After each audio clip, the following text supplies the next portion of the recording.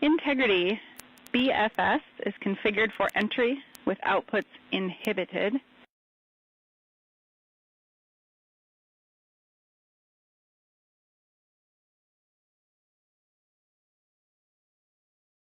Off the time.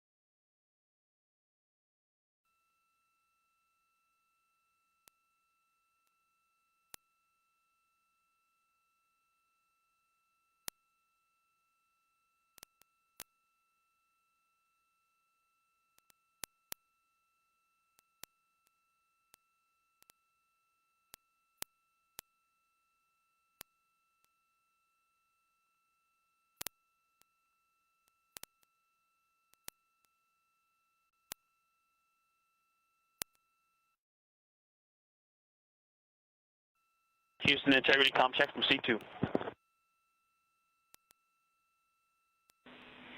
Victor, have you loud and clear? I'm coming up on 1. How me?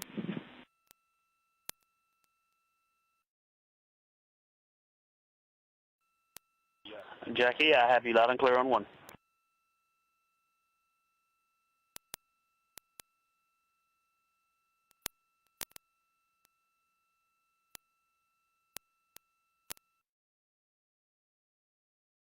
Thank you.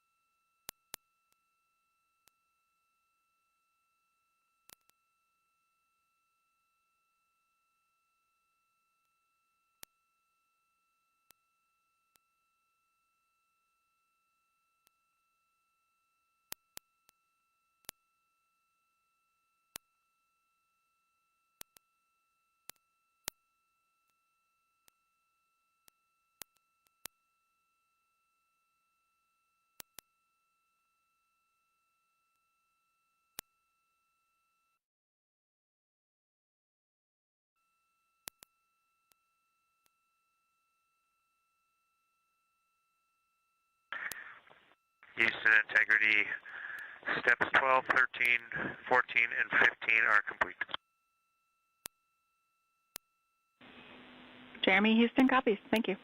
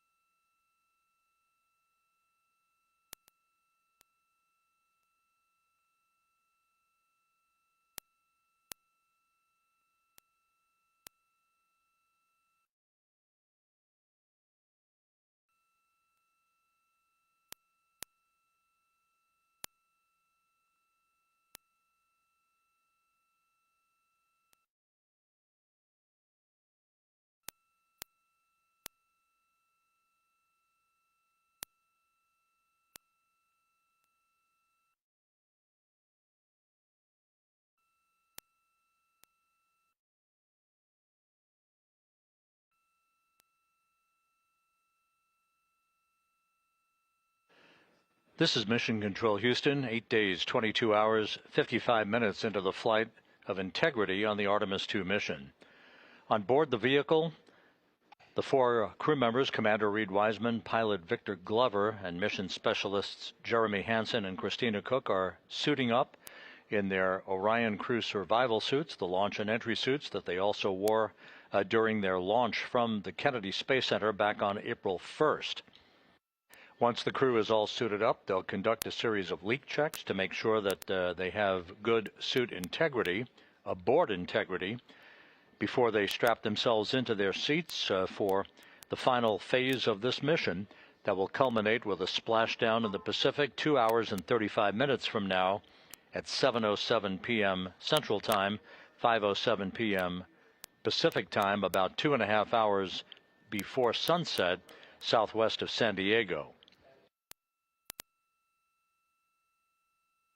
And the suits are in the process of being leak checked at the present time.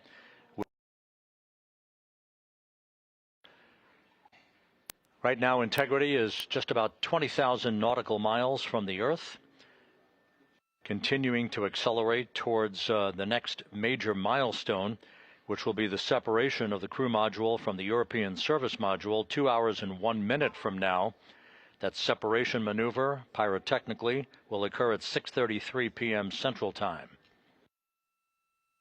That will be followed just 4 minutes later by a raise burn, a 19-second burn of Integrity's thrusters to induce a change in velocity of 9.9 feet per second, slightly raising up the aft end of the vehicle to improve its angle of attack as it enters the Earth's atmosphere, and in the process mitigates the peak heating effects on the heat shield of the vehicle. Out in the splashdown zone, out in the Pacific Ocean, the weather is forecast to be go by the Spaceflight Meteorology Group here at the Johnson Space Center. Winds of just about 10 knots and wave heights less than 4 feet, which should be ideal for the recovery forces that are being deployed from the USS John Murtha to recover the crew, extract them, hoist them into 2 Navy helicopters, and fly them back to the deck of the Murtha to be brought into medical bay for post-splashdown medical checks. We now have a report from the environmental systems officer here that we have good suit leak checks. All 4 suits have passed the leak check, so we are in good shape here for entry and splashdown coming up just over 2.5 hours from now. One data point, just an update on some numbers that we've just received from Flight Dynamics, and these are unofficial and will not become official until post-flight. We now anticipate that the maximum speed that Integrity will encounter as it enters the Earth's atmosphere will be right around the same time as we enter a communications blackout of 6 minutes in duration. We're expecting Integrity's peak speed at 6:54 and 4 seconds p.m. Central Time, and at that point, the vehicle should be traveling at 24,661.21 miles per hour, which will be just 130 miles short in velocity of the record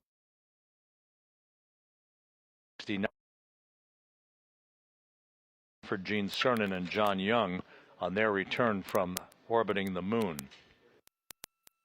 Once again, that peak speed expected to be reached just a few seconds after the start of entry interface, as the vehicle peak speed expected to be reached at 6:54 and 4 seconds p.m. Central Time, and that peak speed now estimated by Flight Dynamics to be 24,000 hour, which equates to about Mach 33. Seat 1 and 2 leak check complete. Also, we powered up the AGA, and it's giving us a CO2 alarm at 4.4.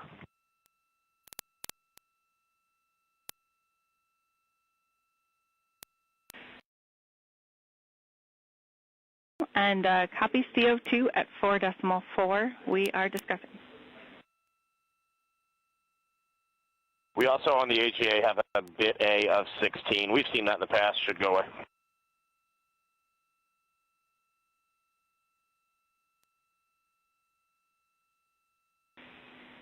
And Reed, is the AGA been powered for 5 minutes yet, or are we still in that wait period?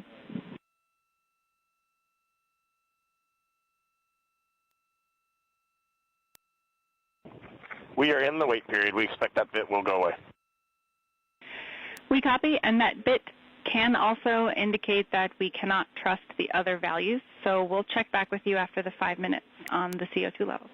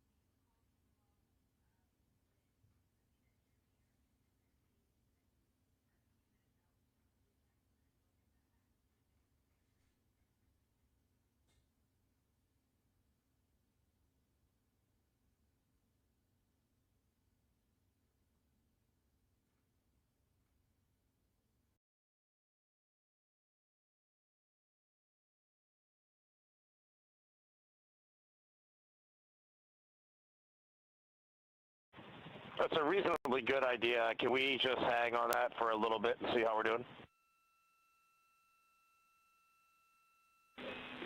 Yep, up to you. We will wait. Let us know if you'd like that cabin air mixing.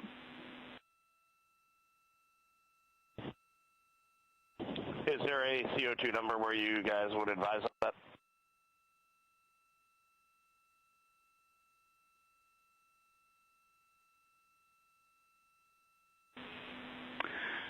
Reed, we would not want to go above 7. Yeah, that's perfect. Let us monitor it for just a couple minutes here.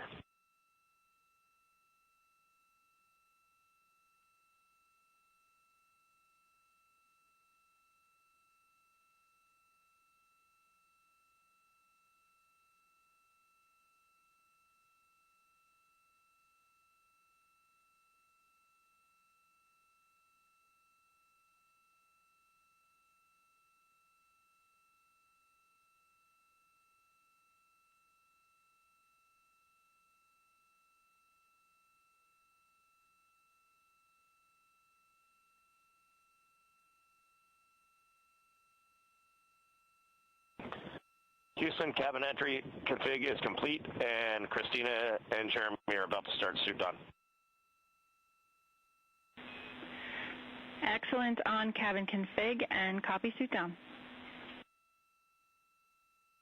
That call from Commander Reed Wiseman aboard Integrity indicating that following the successful leak checks on the 4 launch and entry suits, the crew will begin to actually don those suits now, and then they'll climb into their respective seats, both on the flight deck and the mid deck of the Integrity, in preparation for crew module, service module separation that's scheduled 1 hour and 40 minutes from now.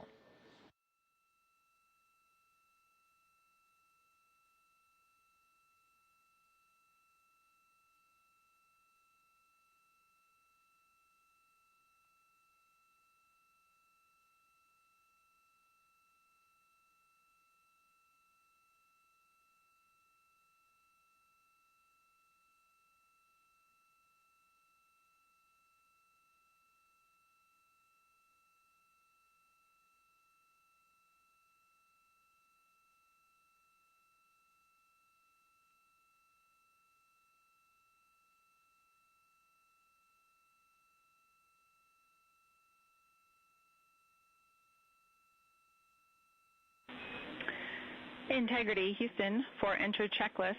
Your CMSM SEP ATP is set to go. We see that on the PFD, Jackie. And the call from Capcom Jackie Mahaffey here in Mission Control to Reed Wiseman, indicating that the pyros are armed for crew module, service module separation coming up 1 hour, 38 minutes, 52 seconds from now.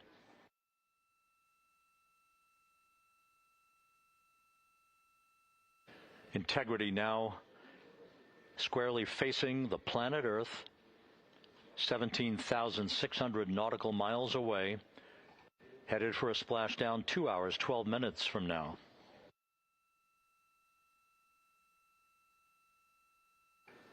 All of the recovery assets, the helicopters, the Navy P-3s, the para-rescued divers, they're all in place, ready to recover this crew following splashdown. And again, the chronology after splashdown will call for the flight control team here in Houston to assess integrity systems, make sure no toxic gases are leaking from the spacecraft. And first order of business will be the command to inflate the crew module uprighting system bags, the 5 inflatable airbags that will be inflated with helium to maintain its upright position as it bobs in the Pacific before the recovery forces reach the crew. About 15 minutes after splashdown is when we expect the green light to be given to power down integrity systems, at which point the recovery teams will begin to make their way toward the vehicle to set up that inflatable life raft called the front porch, buttressed alongside the spacecraft. That will be the precursor to the opening of the hatch and the extraction of the crew members, one by one, into that raft, giving them a chance to get their land legs back as they feel the first sensations of Earth's gravity in 9 days and their high-speed return to Earth, with their peak speed reaching some 24,661 miles an hour.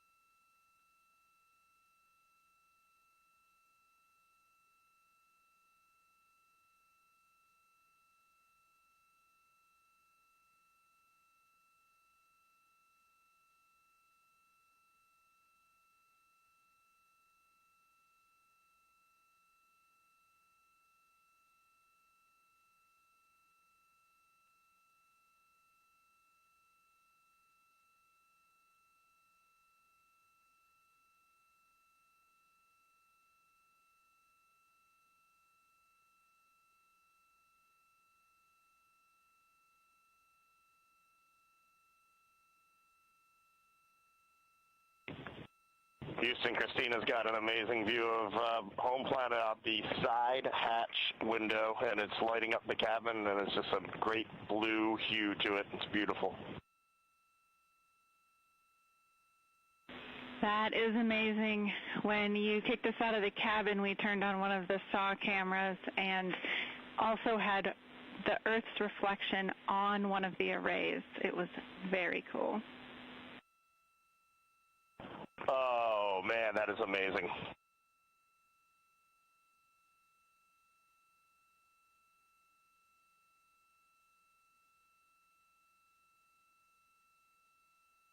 This is Mission Control Houston.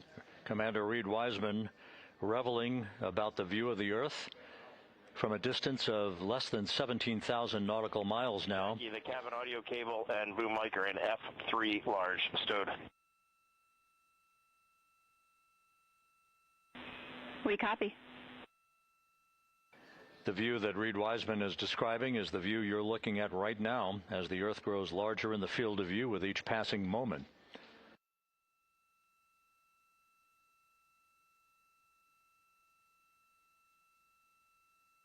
We're about 29 minutes away from the start of the NASA Plus coverage, joining our 24/7 YouTube coverage as a simulcast for the remainder of the evening through the time the crew is on the deck of the USS Mertha and in medical bay.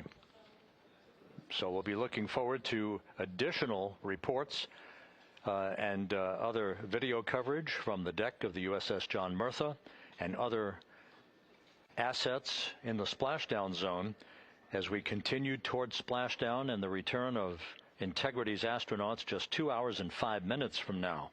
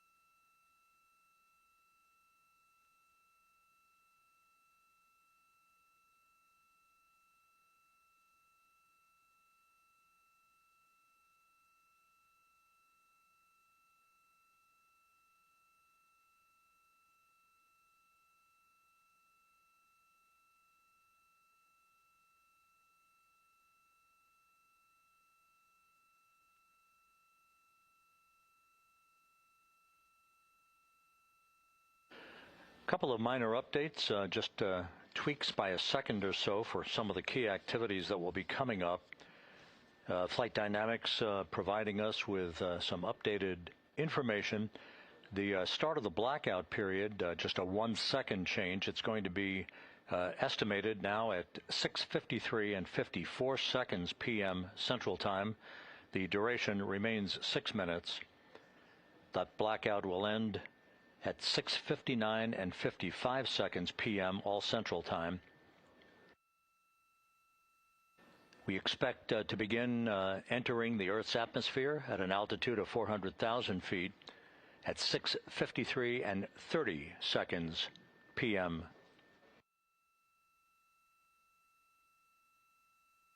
And 1 second difference now in our splashdown time, if everything unfolds the way we believe it will.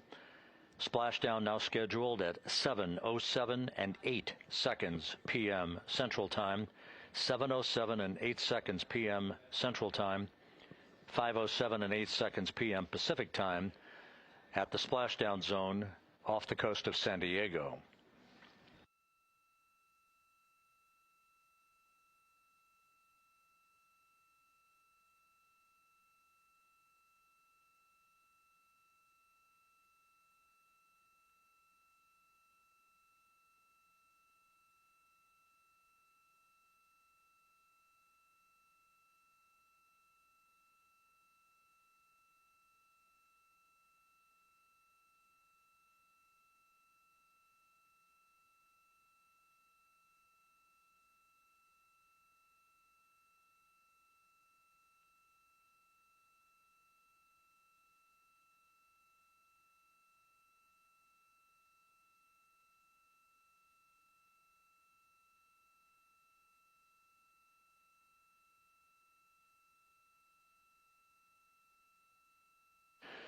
And one other update, the latest weather forecast from the Spaceflight Meteorology Group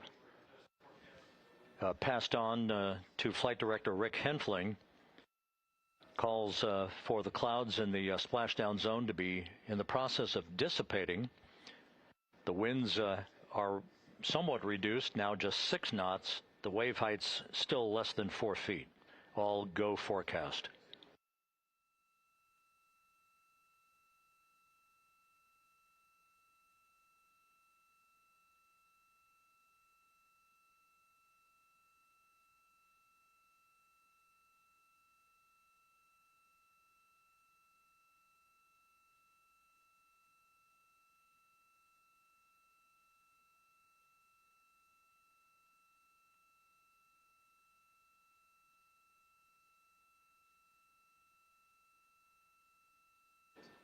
So once again, the stage is set as Integrity continues its inexorable march toward a splashdown in the Pacific 2 hours from now. 16,000 nautical miles away from the Earth. We are just 1 hour and 26 minutes away from crew module, service module separation, followed by a raise burn to tilt the aft end of the vehicle up ever so slightly and improve its angle of attack into the Earth's atmosphere as a mitigating action to reduce heat loads on the heat shield of the vehicle. This is all pre-planned, pre-flight. There's no differentiation between what we had designed this mission to do. We are expecting to reach the first traces of Earth's atmosphere at entry interface and 400,000 feet above the planet 1 hour and 45 minutes from now.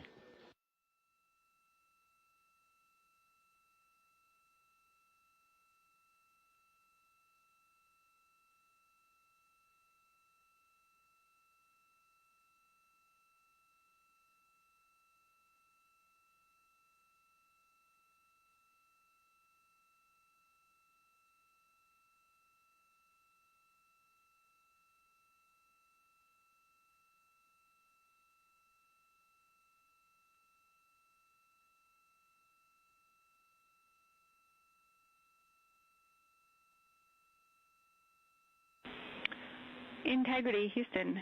Cabin temp cold soaking is initiated. Copy that, Jackie. CO2 is 5.5, and we are still doing good on board. Christina and Jeremy are beginning suit down.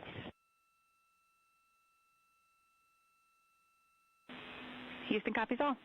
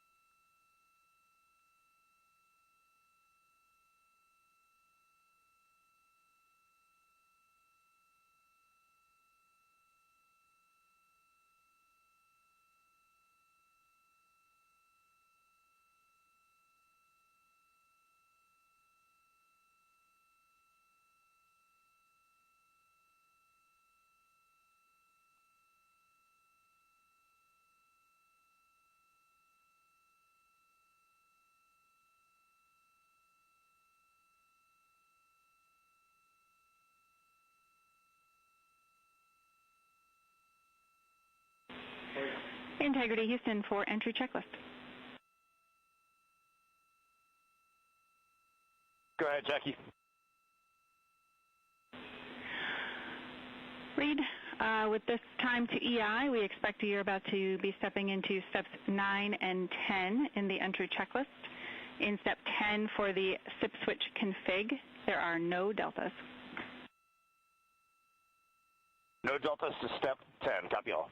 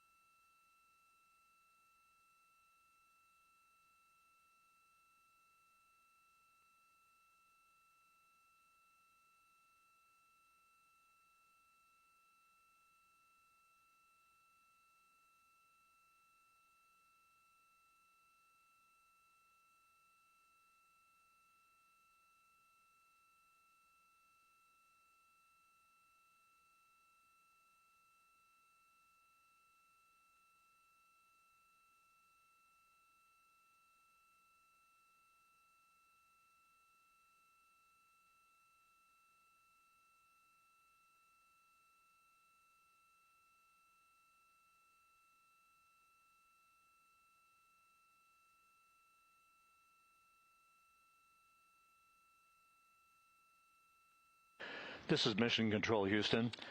Once again, a great view of the planet Earth from Integrity from one of the solar array wing cameras. Now just 14,000 nautical miles from splashdown. Splashdown schedule for 7:07 and 8 seconds p.m.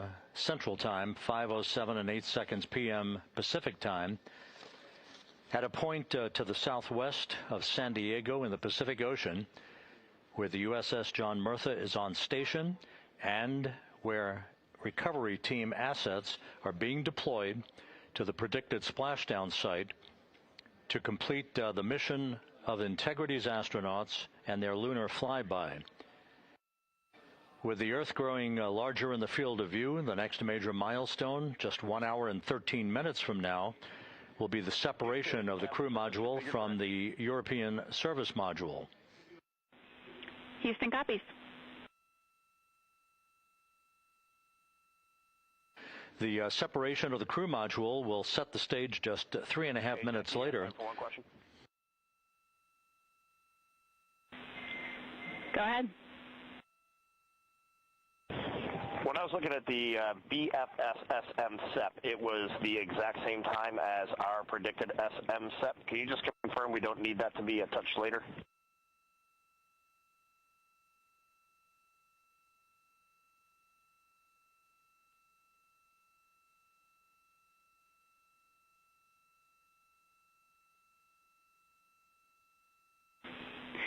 And Reed, matching is expected. That's when the sequence will begin for that whole SEP config. Outstanding. Thank you for the verification. Here in Mission Control in the Artemis Flight Control Room, Capcom Jackie Mahaffey confirming some of the timeline activities with Commander Reed Wiseman aboard the vehicle. The crew has suited up in its launch and entry suits, ready to begin the critical phase of this mission. Their homecoming to a high-speed entry and a parachute-assisted splashdown in the Pacific. Once again, the next major milestone, 1 hour, 11 minutes from now, the separation of the crew module from the European service module as Artemis's astronauts head home to complete this historic flight.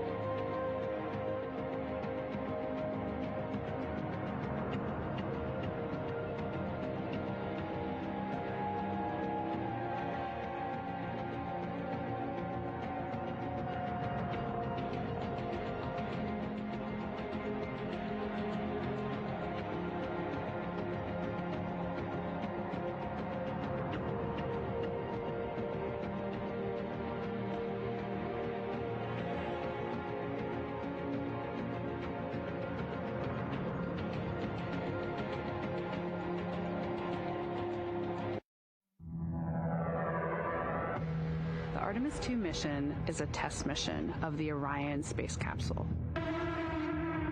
Artemis II will be the first time we put humans on this rocket.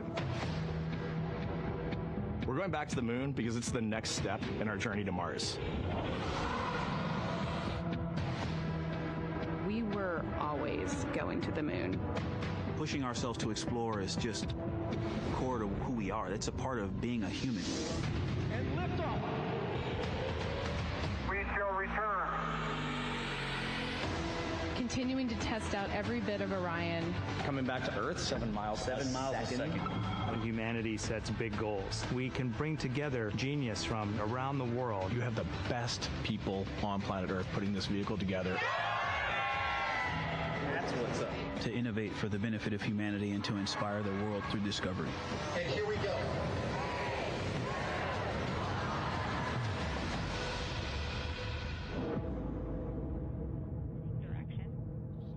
1972, 2:25 p.m. Eastern Standard Time.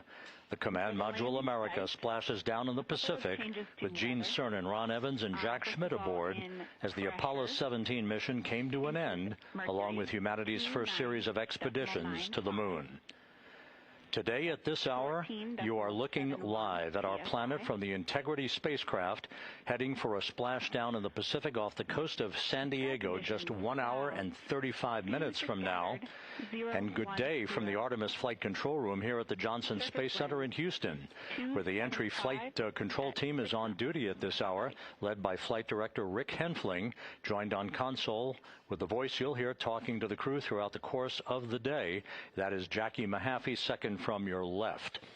Everything has gone extremely well as we are closing in on the return of Artemis's astronauts from their flight around the moon and historic lunar flyby that will culminate with that splashdown in the Pacific off the coast of San Diego just 1 hour and 35 minutes from now. And with that, it's a good entry pad, and we can continue in the procedure. Integrity.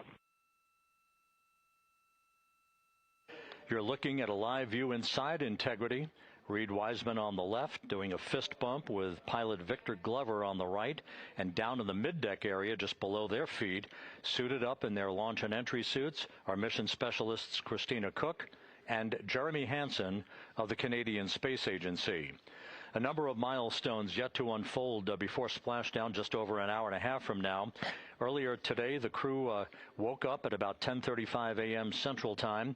They completed the final major maneuver of the flight, that being the return trajectory correction 3 burn.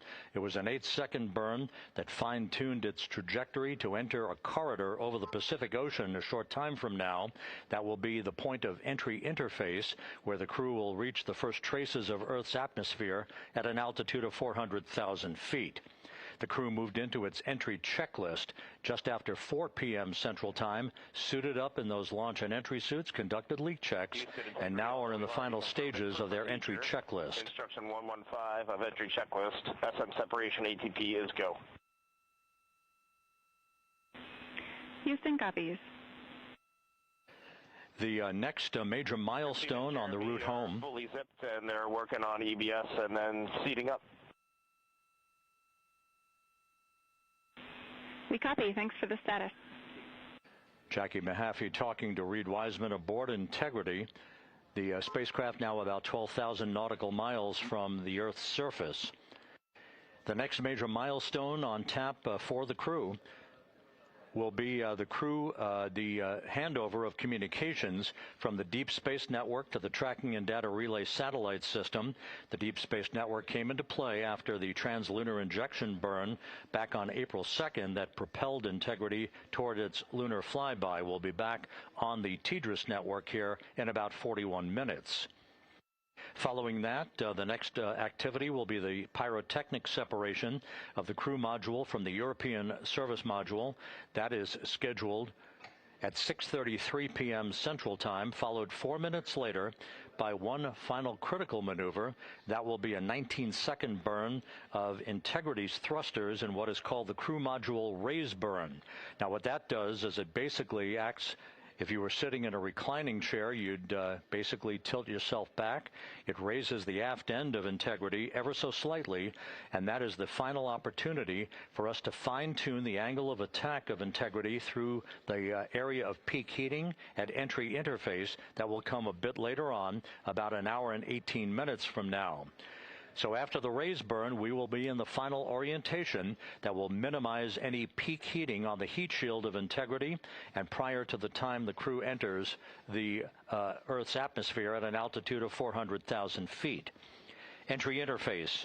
This is the critical time where the crew will reach the first traces of Earth's atmosphere at an altitude of 400,000 feet, traveling 34,882 feet per second. Just 24 seconds after entering the Earth's atmosphere, we will experience a communications blackout expected to last 6 minutes in duration. This is planned, and it is caused by the interaction of the velocity of Integrity with the friction of Earth's atmosphere. There will be a buildup of plasma around the vehicle, and that ionization will prevent any communications with the crew and any receipt of data by flight controllers here in Mission Control. That blackout is scheduled to begin at 6:53 and 54 seconds p.m. Central Time. Again, a 6-minute blackout that will end, if all goes as planned, at 6:59 and 55 seconds p.m. Central Time. At that point, we expect to regain communications with the crew and a reacquisition of data through the Tracking and Data Relay satellite system. We will have a series of roll maneuvers. These are computer commanded that will roll the vehicle slightly to the left, then back to the right. That will bleed off excess energy as we begin our peak period of velocity. We expect to reach a maximum velocity of 24,661.21 miles per hour, equivalent to about Mach 33 times the speed of sound, shortly after we enter that blackout period. Once we exit the blackout period, of course, we're in the denser regions of the Earth's atmosphere, and then we get set up for the parachute deployment sequence. First, the deployment of 3 forward bay cover chutes that will pull essentially the top forward bay cover off the very top of the Integrity vehicle. That will be followed by the deployment of drogue chutes, and then the final deployment of a series of 3 main parachutes at 7:04 and 44 seconds p.m. Central Time. From that point on, it is about 3 minutes or so until splashdown. Splashdown scheduled at 7:07 and 8 seconds p.m. Central Time at a gentle speed of 19 miles an hour. So just to give you some perspective, at the time that we enter the Earth's atmosphere, we're traveling somewhere around Mach 32. We will splash down at a speed of about 19 miles an hour. The G-forces that will build on the crew members inside Integrity will build to about 3.9 Gs. That is what is expected and what they have trained for and what the spacecraft is designed to support.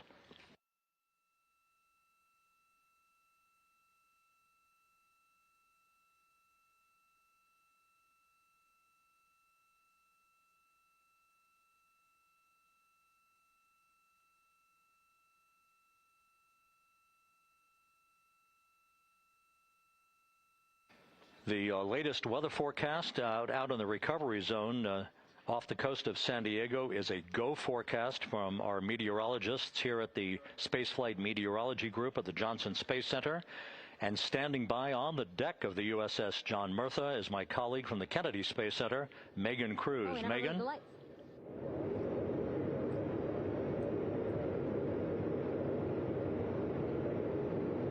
Hey there, Rob. Yeah, welcome to the bow of the USS John Murtha. This is where we will report out live updates from the ship as NASA and the U.S. military work to recover our Artemis II astronauts in just about an hour and a half. How exciting. Now, right now, as you can see, we are out in the Pacific Ocean. We are just west of San Diego. We're actually staged about 6.5 miles away from where we expect Orion to splash down. And then we will incrementally move closer. So at the time of splashdown, we'll be about 5 miles away, and then we will will move to 3.2 miles away. At that point, we'll pause, make sure that all the debris that might be coming down with Orion, because basically some parts of like the parachute system, they're jettisoned off Orion during descent. So we'll just want to make sure that those all land in the water and that we are safe to move even closer. So we will make sure that we can move a little closer, and at that point we will move to a mile away from Orion. And at that point the ship will circle the capsule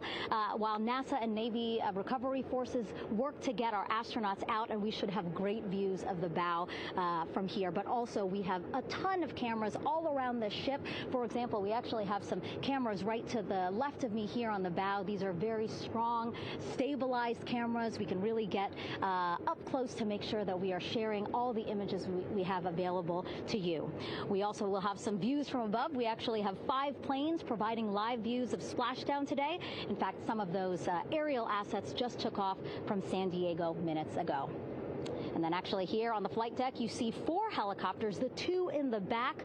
Those will take off in about 30 minutes from now, also with live cameras. So again, lots and lots of imagery that we hope to share with you today.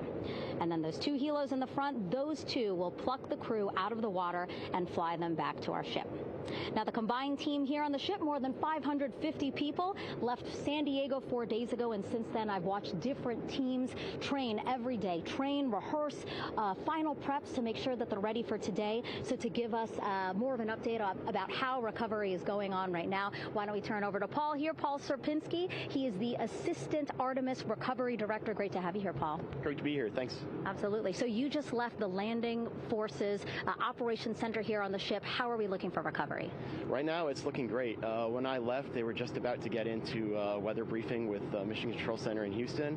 But listening to the loops this morning and everything that's been going on, the reentry trajectory correction burn, the return trajectory correction burn went great.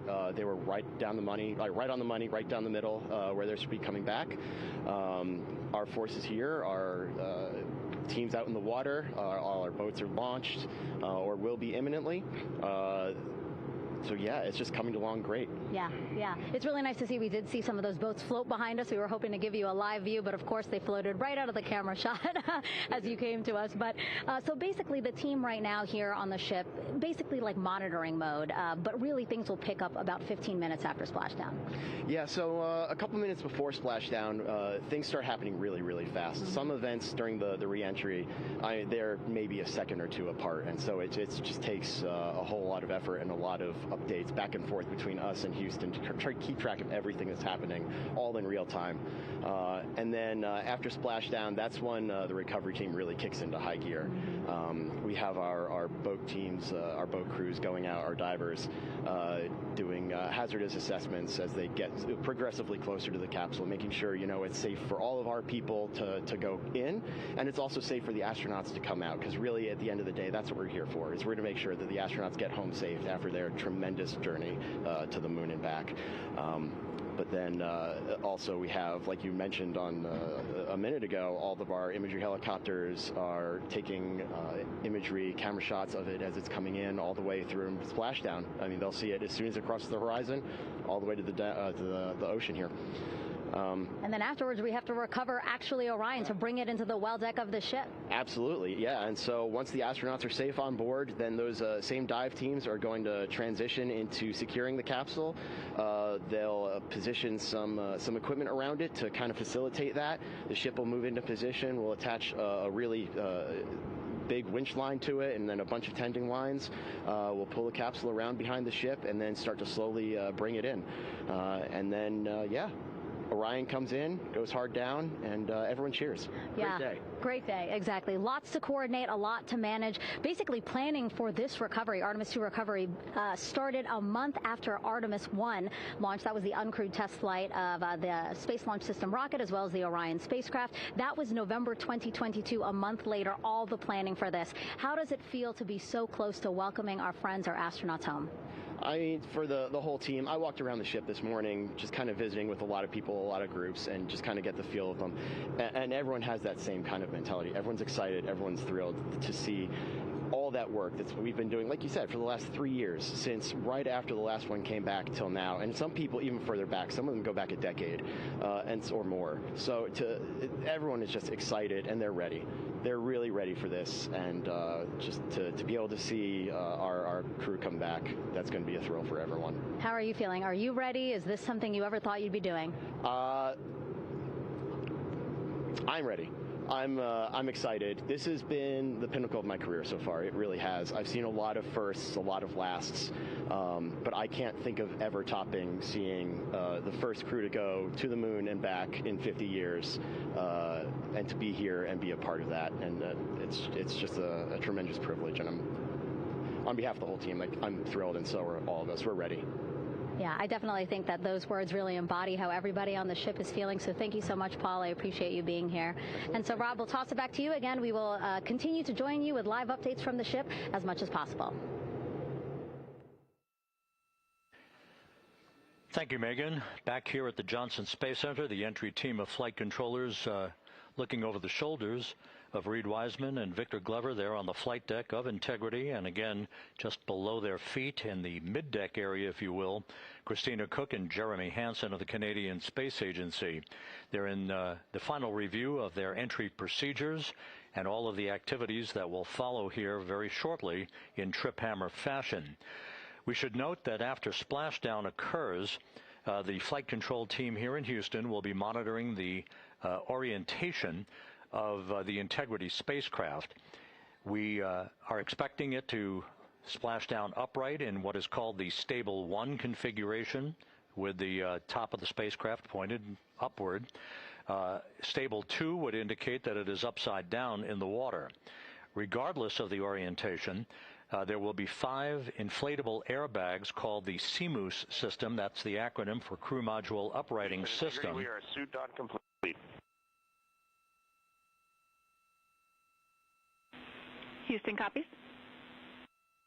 Reed Wiseman acknowledging that the final steps in suit donning are now complete for the crew. Leak checks have been completed earlier. The CMOOS system, those 5 inflatable airbags, will be inflated with helium. Those airbags will ensure that the vehicle remains upright. While that activity is going on, the flight control team here will be checking the systems on Integrity, also making sure that there's no leakage of toxic gas from the spacecraft. It should take about 15 minutes from splashdown to the power down of all of the systems on Integrity. And at that point, assuming everything is in a nominal fashion, then the green light will be given for the Navy recovery teams to begin to make their way closer to Integrity, to begin the erection of a large inflatable life raft called a front porch that will be buttressed up alongside the hatchway to the spacecraft. That life raft will be used to bring the crew members out of this vehicle once the hatch is open, one by one. They'll get their land legs back after 9 days of weightlessness before they're put in harnesses to be hoisted one by one in sequential fashion and in alternating fashion to the 2 hovering Navy helicopters overhead. Houston Integrity for status. Go ahead. Seats 3 and 4 are connecting umbilicals. We're going to be stepping into leak check soon. 1 and 2 will be seated. 3 and 4 will be free float, and we'll configure EPROC accordingly. Houston copies all. Reed Wiseman talking about the current procedures with the suiting of the crew members and subsequent leak checks, a final leak check for all 4 crew members. Everything is actually running a few minutes ahead of schedule. So once the life raft is inflated next to the Integrity spacecraft and the recovery teams have arrived alongside of the vehicle, the hatch will be open and the crew members will be brought outside into that front porch, as it is called, one by one. They then will be hoisted into the hovering helos overhead And those helos then will turn around once the 4 crew members are on board, 2 for each helicopter, and will head back to the ship. That should be about a 10 to 15-minute transit. Once the helicopters land on the deck of the USS John Murtha, the crew members will be exiting those helicopters and brought into medical bay on the deck on the ship itself for comprehensive medical exams.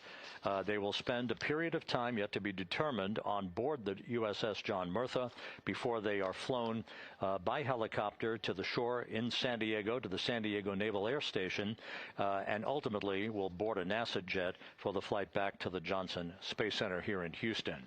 Just to recap some of the key times that are coming up. We are expecting the separation of the crew module from the service module just 43 minutes from now. That is expected to occur at 6:33 p.m. Central Time, 7:33 p.m. Eastern Time. That will be followed just 4 minutes later by the crew module raise burn, the use of Integrity's thrusters one final time in a 19-second burn to slightly tilt the vehicle up into the correct orientation or angle of attack to ensure that it enters the Earth's atmosphere at the right angle, if you will. That will help deflect the buildup of heat against Integrity's heat shield. This was a deliberate move, a change in the procedures from the Artemis I mission that resulted in unexpected char loss on the Avcoat heat shield that had not been intended based on the entry trajectory for the Artemis I mission. What we're doing is we deliberately changed the trajectory of the entry from a skip entry that was about a 3,000-mile transit across the Pacific Ocean. We are expecting now from entry interface to the point of splashdown to have a range of just 1,701 nautical miles, and that in of itself will reduce the exposure time of heating on the heat shield of the spacecraft. Once the raise burn is complete, then the stage is set for entry interface at 6:53 and 31 seconds p.m. Central Time. That means that Integrity will be entering the Earth's atmosphere at an altitude of 400,000 feet, traveling at about 34,882 feet per second, heading for its splashdown site off the coast of San Diego, as you just heard from Megan Cruz on the deck of the USS John Murtha. Splashdown once again under those 3 main parachutes is expected at 7:07 and 8 seconds p.m. Central Time, 5:07 p.m. Pacific Time, 2.5 hours before sunset. The actual total distance traveled for Integrity from launch to splashdown is estimated at 694,481 statute miles. Now that includes the first high elliptical Earth orbit following launch that enabled Integrity to move to 43,000 miles above the Earth at its apogee, and enabling a 24-hour period of systems checkouts before the flight control team here and the mission management team gave approval for Integrity to conduct its translunar injection that propelled it on its way to the moon and its historic lunar flyby. So the total distance we expect this vehicle to have traveled at splashdown, 694,481 statute miles.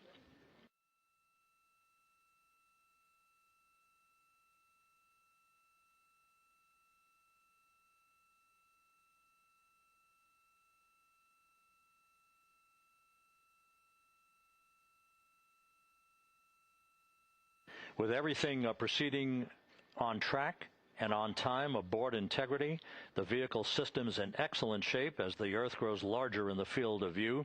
Let's go back to the USS John Murtha and Megan Cruz, who is standing by.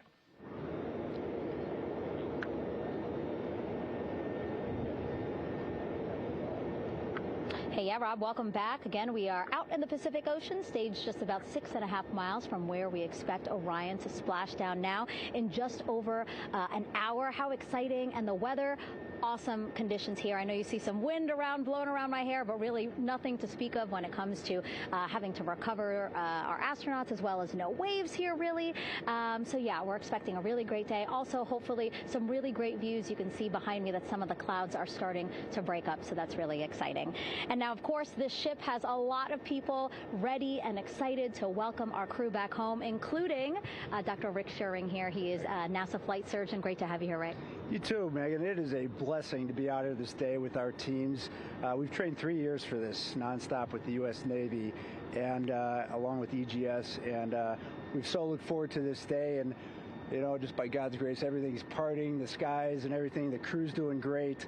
Looking forward to coming back, and our teams are ready. So this is one of those days you've dreamt about, and now it's finally here, and we're ready, and just thankful to be a part of it. Yeah, and you play a really integral role. When was the last time you spoke to the crew, and how are they feeling in this last hour before splashdown? Sure. Yeah, so the crew woke up. When they splashed down, they will have woken up about 8.5 hours ago.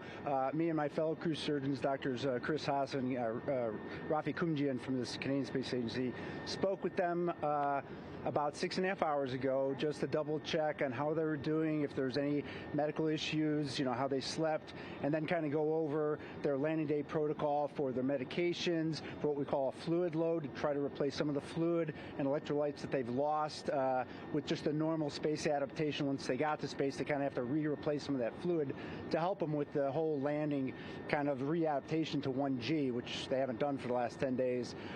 And then just kind of let them know how things are going to play out, you know, out with the open water teams all the way until we finally get to the med deck. So they were very pumped up, very hurried though. They had a lot of cabin configuration, a lot of things to get ready. So they're excited, but also very focused on the job that they had to do. So like again, we've trained a long time for this, and we're ready. And you said some medications. I mean, those are kind of just to mitigate the effects of, obviously, their more than 695,000 mile journey back to Earth. It's just like anti-nausea medication, right? Yeah, exactly, Megan. The you know, astronauts are very healthy, fortunately, and even when they come back in reentry, you know, the human system is very kind of dynamic. It has to readapt very quickly, and one of the most common responses they get is just some stomach awareness, to some nausea, even to some vomiting. And you know, with our crews that land out in Karagana, the Soyuz crews or our SpaceX crews, you know, they all kind of experience the same thing. This will be the first time we're landing in water since December 1972, and I worked with all the Apollo astronauts years ago, and they all told me that, you know, landing in the water, especially in the Pacific, can be very provocative. So we take steps to give them medicines to really mitigate some of that nausea, vomiting, help them feel a little bit better, and also sometimes just use a little anti-inflammatory medicine just to help with coming back to 1 Earth or 1G. The effects of microgravity, especially as you age and you have a little arthritis, you feel great in microgravity, and everyone kind of curses coming back to the ground like, oh dang, 1G, but so that helps a little bit. But for the most part, the main thing is just replacing that fluid and then trying to help them with that transition back to 1G, and then we're ready to go. Yeah, and their health is assessed almost immediately after they splash down. Yeah, so we have Dr. Jesse Wang, and we have our independent duty corpsmen, who are the Navy version of paramedics, extremely highly trained, highly experienced Navy medics and divers who will go out there, open the capsule about 25, 28 minutes after splashdown and do the first initial assessment. So Jesse and his team will go out there and look at each crew, kind of do their assessments, get vital signs, report back to Drs. Haas and Kumji and I back in the med bay,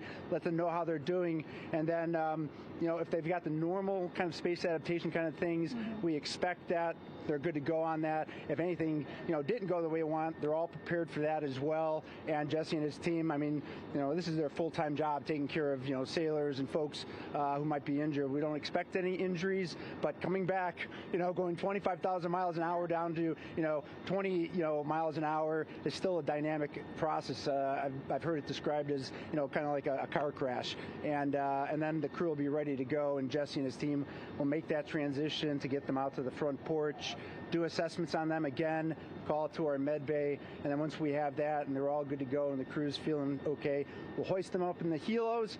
It's about a 3-minute flight back to the flight deck, and that's where me and the astronaut chief Scott Tingle will actually meet them. I'll get eyes on them, make sure they're all good, just take very slow transitions, and then one by one we'll either get them out with the SMTs, the SAR med techs under each arm, just kind of just walk them very slowly to med bay, which actually helps them acclimate back to 1G. Or if they really don't have their sea legs back yet, then we might put them in what we call a stair chair, which will be right behind them, and then just very slowly kind of get them back into med bay to start our full assessments for the team. Yeah, so a really great team here to support them as soon as they get back, and also all throughout the mission, of course. You talked a little bit about this, but obviously, we have seen astronauts return from the International Space Station for over 25 years, so we kind of know that that journey, how it affects the body. But yes, we're talking about humans returning from the moon for the first time since 1972. How is this different from your perspective? So it's different in one very significant respect. On Apollo, for exercise, they had something called the Apollo Exergenia, which was basically just a little canister with some ropes, and they would have some resistance and kind of do that. And the Apollo astronauts really liked that. They liked the ability to exercise, because you decondition from a musculoskeletal standpoint, you lose your strength and your stamina very quickly. We had something called the Orion flywheel, which was able to impart much greater loads in terms of resistance, so they're able to do squats, deadlifts, different things, not dissimilar to what the ISS astronauts do, but with a lot less room to do it. Mm-hmm. And they also did rowing activities for cardiovascular health, and the crews loved it. But for the lunar crews, the future lunar crews, maintaining that physical conditioning, which our astronaut strength conditioning rehabilitation specialists, affectionately known as the ACERs, back in Houston, really work hard to get them in the best shape they're going to have to be in to get to the moon. That device hopefully will maintain that. And Apollo only had about a 4.3-day journey to the moon. Our astronauts are going to have about a 10 to 14-day journey. Right. So maintaining that physical fitness, that strength and stamina is going to be crucial for the success of being able to do those very physically demanding lunar EVAs. Right. So we're very excited about what the astronauts have said about the device and what they have to say about the role exercise plays, going to the moon. And also the mental benefit. Sure. They just really like sweating, breaking the sweat, and actually just feeling like they're just getting a workout. Right. Thank you so much, Rick. I really appreciate it. I know they're going to be in good hands, so we'll let you get back to it. Thank you so much. Megan, thanks for the time. Back to you, Rob. Okay, Megan, back here in Mission Control in Houston. Everything is moving along in order. This view of Reed Wiseman on the left, Victor Glover on the right. We have good suit leak checks. Everything aboard Integrity is in excellent shape.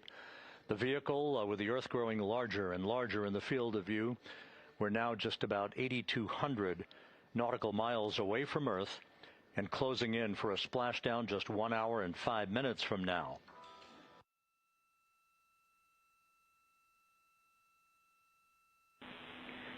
Integrity, just under a minute till your GPS maneuver initiates, and both GPS units look eager to acquire.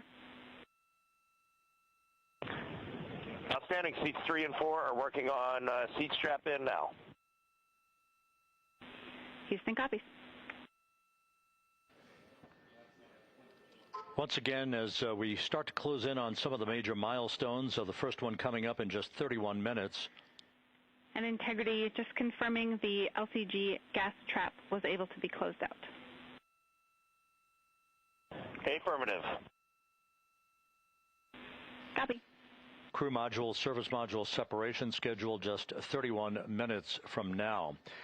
The key point of interest, of course, will be the performance of Integrity's heat shield during its high-speed entry back into Earth at the peak heating that is expected around the spacecraft of some 4,000 to 5,000 degrees Fahrenheit.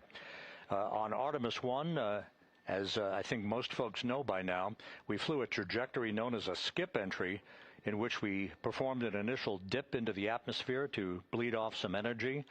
Then we skipped out of the atmosphere and dipped back into the atmosphere before splashing down in the Pacific. But after the mission was over with, we noticed unexpected liberation of some of the charring effects on the heat shield known as AVCOAT. Before the flight, we had an opportunity to sit down and talk with Entry Flight Director Rick Henfling to get a perspective on what this all means and how the mission was redesigned to try to protect Integrity's heat shield to a higher extent. Let's take a look at that interview. Returning from the moon is a lot different than deorbiting from low Earth orbit. When we return from the moon, we expect to achieve velocities upwards of 36,000 feet per second. And in order to slow down to a nice, graceful splashdown in the Pacific Ocean, the flight crew is going to experience between 3 and 4 times the force of Earth's gravity. On Artemis I, pressure buildup inside the char layer of the heat shield resulted in the char losses we saw. NASA established a Tiger team whose job was to investigate the cause of the problem and then make recommendations on how to fly the Artemis II mission safely and successfully. And so for Artemis II, we are going to fly a profile that ensures the spacecraft will not see that same type of pressure profile. And so the char losses seen on Artemis II will not be like the ones that we saw on Artemis I. Rick Henfling indicated that the orientation of the spacecraft and the shortening of the distance of transit to the splashdown zone from the point of entry interface when we reach the top of the Earth's atmosphere, which will be coming up at 6:53 and 30 seconds p.m. Central Time, should do the trick in minimizing the deleterious forces against that heat shield that were noticed on the Artemis I mission. We think we see a beautiful sunrise over the west coast of Australia.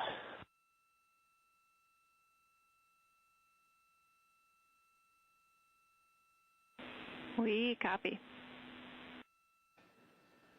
Commander Reed Wiseman reveling in his final hour in space on this mission as Integrity is passing over the southwest coast of Australia now at an altitude of some 7,600 nautical miles. That will begin the southwest and northeasterly transit across the Pacific Ocean. Let's talk a little bit more about some of the highlights and some of the numbers associated with the points of interest here. We are 27 and a half minutes away from crew module, service module separation. That will be followed about 3.5 minutes later by the raise burn that we've discussed, a 19-second burn of Integrity's thrusters to fine-tune its angle of attack as it enters the Earth's atmosphere. Entry interface is scheduled 47.5 minutes from now. That's the point at which we will reach the top of the Earth's atmosphere, traveling about 34,882 feet per second at an altitude of 400,000 feet. Just 24 seconds after entry interface, we will begin a blackout period of 6 minutes in duration at 6:53 and 54 seconds p.m. Central Time. Now, right about 10 seconds after the blackout period begins, we are expected to reach peak speed, which would be 24,661 miles an hour. That'll be about 103 miles an hour short of the velocity record set by the Apollo 10 astronauts, Tom Stafford, Gene Cernan, and John Young, when they returned from the moon on the Apollo 10 mission in 1969. That blackout period is expected to last 6 minutes in duration. At 6:54 and 52 seconds p.m. Central Time, we'll reach our peak heating period of about 4,000 to 5,000 degrees while we're in a communications blackout from Integrity and its astronauts. That blackout should end at 6:59 and 55 seconds p.m. Central Time, at which point we expect to regain communications with the crew. Capcom Jackie Mahaffey here in the flight control room will be talking to the crew, calling them, and we'll await a response from the crew as they come out of that blackout period. And at that point, their altitude will be just 157,000 feet above the Earth, traveling at 13,000 feet per second with a range to splashdown of just 147 nautical miles. From that point on, the next key series of events will be the deployment of a series of parachutes that we discussed before. First, the forward bay cover chute deploy that will pull the forward bay cover away from the top of Integrity, followed by drogue chute deploy and then the main chute deploy that's expected at 7:04 and 44 seconds p.m. Central Time. That will begin the gentle descent of Integrity towards its splashdown at just a velocity of just 19 miles an hour, and that will begin the recovery operations that you just heard Megan Cruz discuss with her folks on the USS John Murtha. All of Integrity's systems in great shape. The crew is suited up. Leak checks complete as we stand by for the next major milestone, which will be the crew module service module separation just 24.5 minutes from now.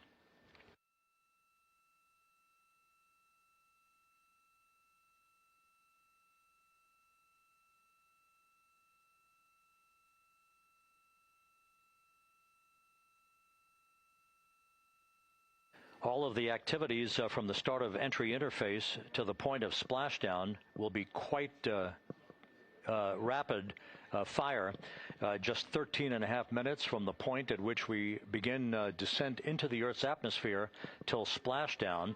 And just to show you, as Rick Shearing, the flight surgeon, alluded to in his interview with Megan Cruz, all of this happens to decelerate the vehicle from traveling around Mach 33 to just 19 miles an hour at splashdown. All of that happening in just 13.5 minutes. But the vehicle and the parachutes are all designed to support all of that, so we'll be standing by to report all that to you in sequential fashion as these milestones are ticked off and as we hear from the crew during its entry back into the Earth's atmosphere and ultimately when they emerge from the blackout period, and at that point we'll be just minutes away from splashdown.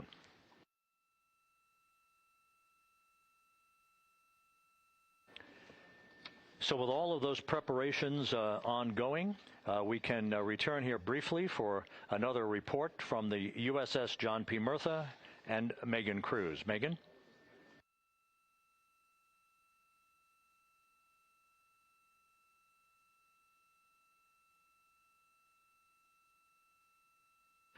And we'll regain that communication with the USS John P. Murtha just momentarily. In the meantime, everything is on track aboard Integrity, the flight control team here in Houston, led by Entry Flight Director Rick Henfling.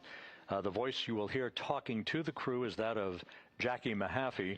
She will be reporting everything to the crew and receiving their reports as they enter the Earth's atmosphere for their 13.5-minute plunge back into the atmosphere for splashdown off the coast of San Diego. Now we have the ship back with us and Megan Cruz aboard the USS John P. Murtha. Megan? 11 balloon, right?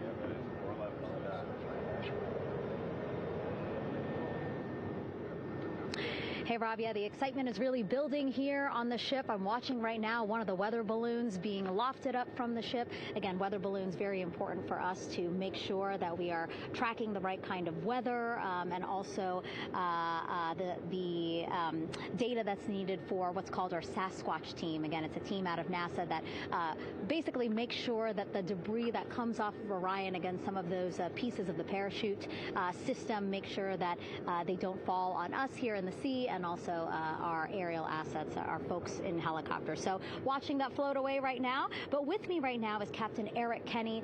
He's the commanding officer of the John P. Murtha naval ship. Thank you so much for being here. There are so many moving parts that you have to keep an eye on. That's absolutely right, yeah. But first of all, on behalf of the crew of USS John P. Murtha, Megan, thanks for having me on today. Happy to tell you what we're doing and excited to get the interview started. Yeah, absolutely. Why don't we actually take a look at the flight deck here? We'll start there.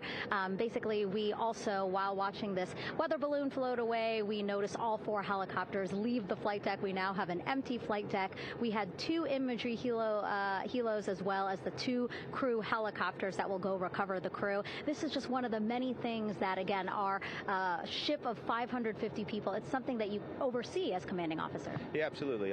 every commanding officer, I would say really every naval service member, our priority is always safety. And as the commanding officer, I take that as one of my primary roles here on board. Mission accomplishment is important, safety always.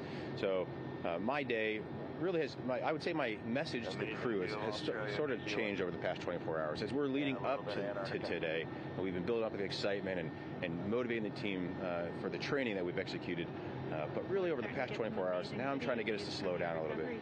Trust our training, right? Don't believe all the hype. Don't believe everything that's going on. Just let's trust what we've done to get to this point, and if we do that, we'll be successful today. Mm-hmm. And also part of the big success is obviously the coordination between NASA and the U.S. military. How does it feel being able to support the human space program we have? Yeah, I mean, since 1959 with Mercury, Gemini, Apollo, the history between NASA and the Navy has been in lockstep. But like any other skill, if you don't practice it regularly, that skill atrophies. So we've had a few decades off from that. But, over the past 4 or 5 years, really with this ship over the past year, we've constantly trained and working for this moment right here. Building up the hype, but to get to this point today, to be able to trust all the training we've done. We've worked with, working with NASA, the Air Force, the medical team, dive team. You want to talk about high-performance organizations coming together, working in unison? We are seeing that here on board the USS John P. Murtha, and I can't be more proud of all the work everyone's doing. Yeah, you had some great words this morning saying just that, again, that it's really nice to see everybody working together and so excited. I mean, you just became the commanding officer of this ship back in February. How does it personally feel for you to be a part of this historic moment today? Yeah, I mean, first and foremost, I'd say any opportunity to command any warship in the United States Navy is a tremendous honor, is a pinnacle of any naval officer's career. That being said, as my change of command was approaching, and I realized that Artemis was going to be in the window here, to say that I'm humbled and honored to be here is an understatement.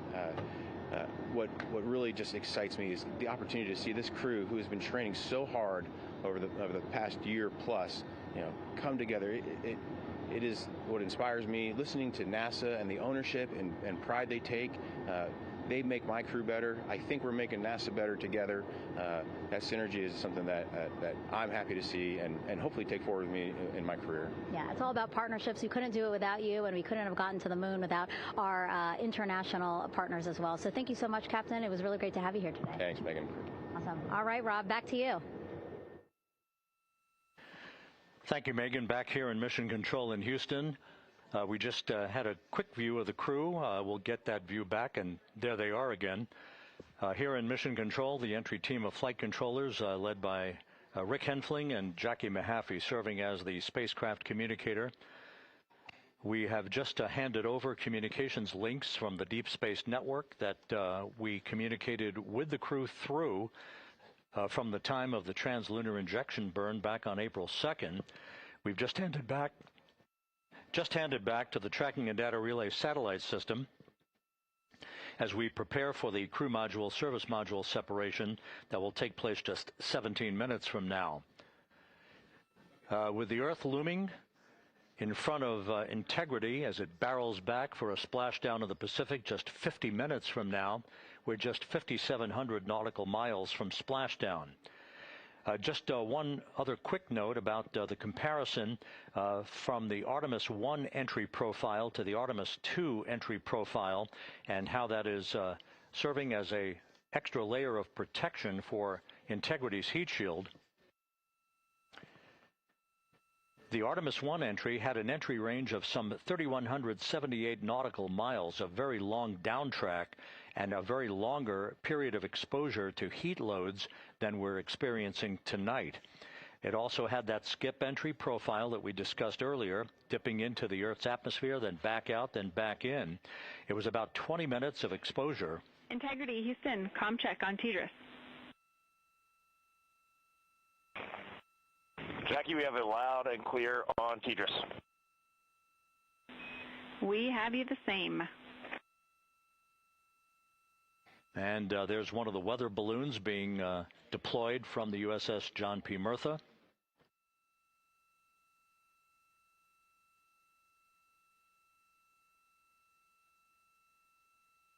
So the Artemis I entry had the vehicle. Any update on GPS? We haven't seen a track in yet.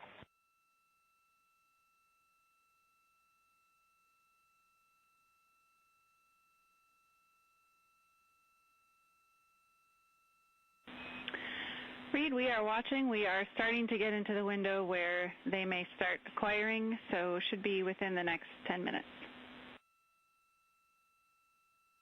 Okay, sounds good. We're holding at step 17 and getting ready for CM-RCS hot fire.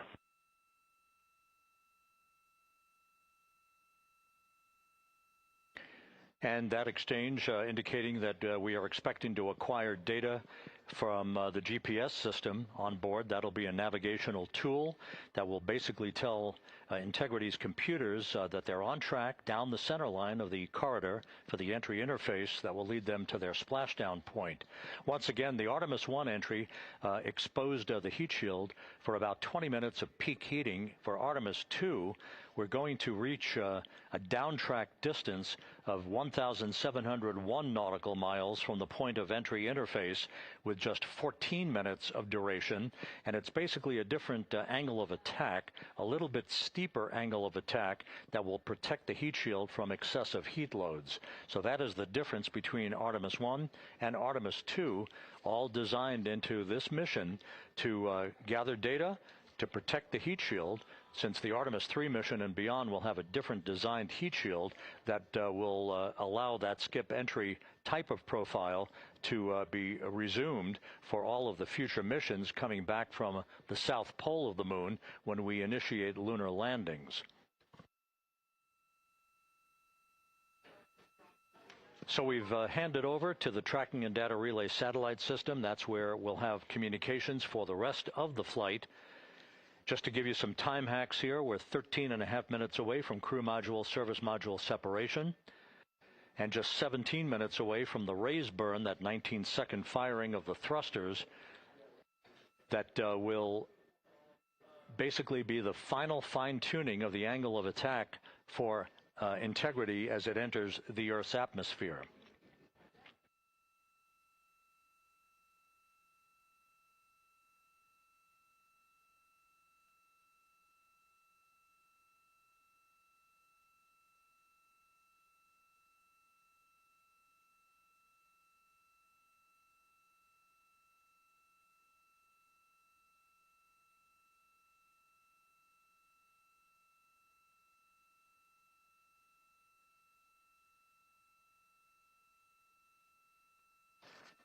And once again, a dueling box view of some of the assets that are involved in recovery operations today.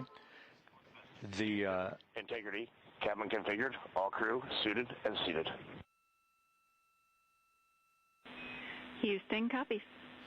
That confirmation from Reed Wiseman aboard Integrity, as you see the assets being deployed to the splashdown zone. At the time of splashdown, we expect the John P. Murtha to be about 5 miles away from Integrity, keeping a safe distance until we are sure that the vehicle is in the water and upright, and that it is in a good configuration system-wide for the recovery teams to begin to approach the vehicle to erect that inflatable raft.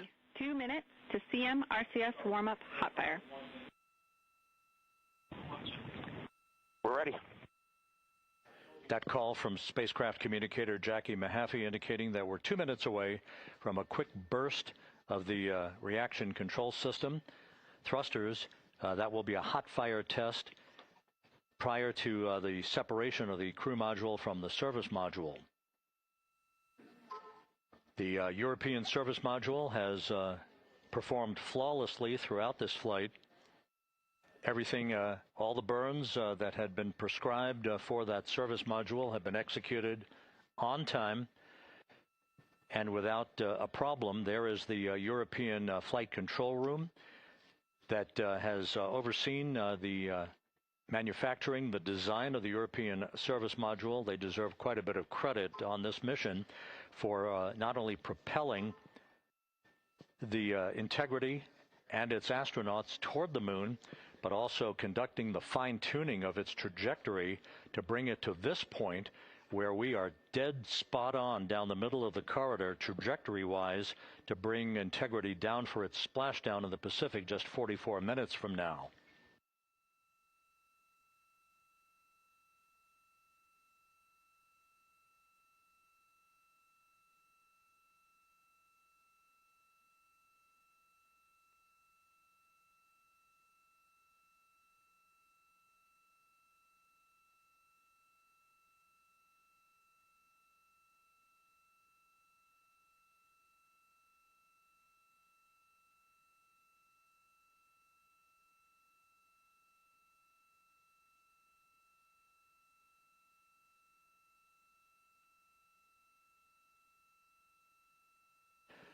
What you're looking at is a computer-generated visualization based on real-time telemetry from Integrity.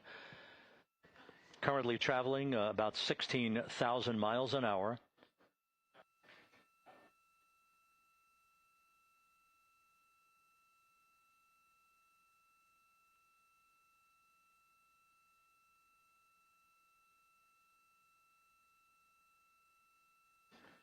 Integrity traveling about 16,000 miles an hour. For the prop cautions, we're taking a look. Copy that. Now just about 5,100 miles from Earth. Splashdown scheduled 43 minutes from now. We're just 9.5 minutes away from the crew module service module separation.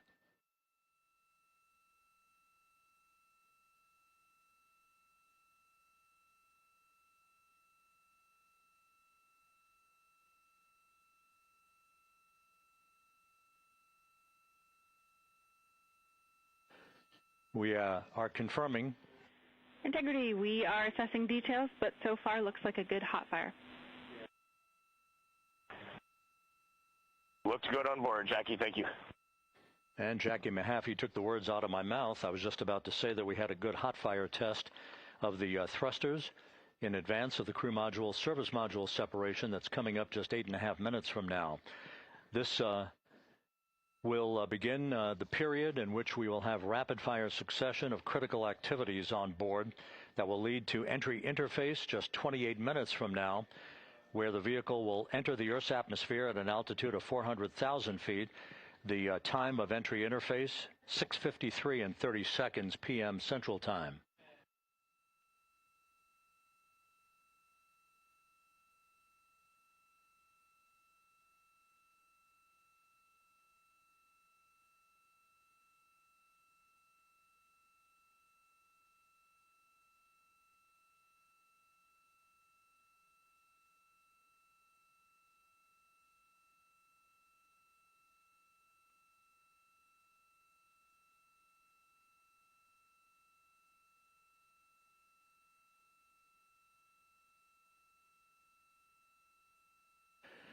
Integrity's astronauts were awakened at mid-morning to begin their entry preparations.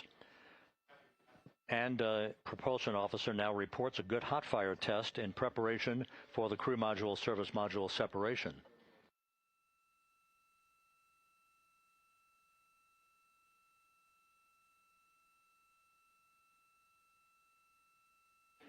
We're now inside 41 minutes until splashdown. Integrity Houston, we have confirmed a good CMRCS hot fire, and although we are not seeing GPS acquired yet, you can skip the troubleshooting steps in 157 for now. Integrity copies.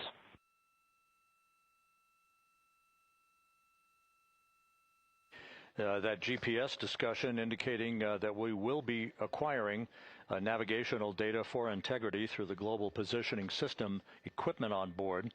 We just don't have it yet, but we will. All of Integrity's systems are in great shape to support its high-speed entry into the Earth's atmosphere. It, once again, will reach a peak speed of 24,661.21 miles an hour. Your call, GPS. We at least have GPS 1 looking good on board.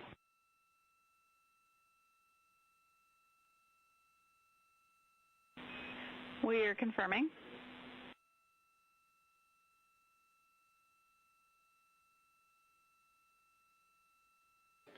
The guidance, navigation, and control officer here in Mission Control confirming that we have good lock on GPS data. We are on a communications link now through the tracking and data relay satellite system. Now, following splashdown, we're going to lose that link and go to what's called a VLDR, a very low data rate communications link, so that we can talk to the crew inside Integrity as they are on the water. Integrity, confirm we do see good GPS. We do too, especially GPS 1 is accepting in nav channels 1 and 3. That GPS data is basically telling Integrity's onboard computers its position relative to the Earth, but its trajectory and its orientation according to flight dynamics and the guidance, navigation, and control officer is spot on. We have now armed the pyros for the crew module service module separation coming up less than 5 minutes from now.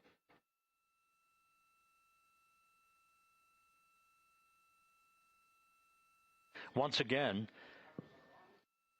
just 10 seconds after entry interface, we will see integrity reaching its peak speed of 24,661.21 miles per hour.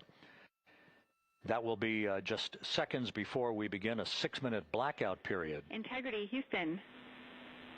Your vehicle is in a good config for CM-SM SEP and go for CM raise. Houston, we see the same on board and copy go for CM raise.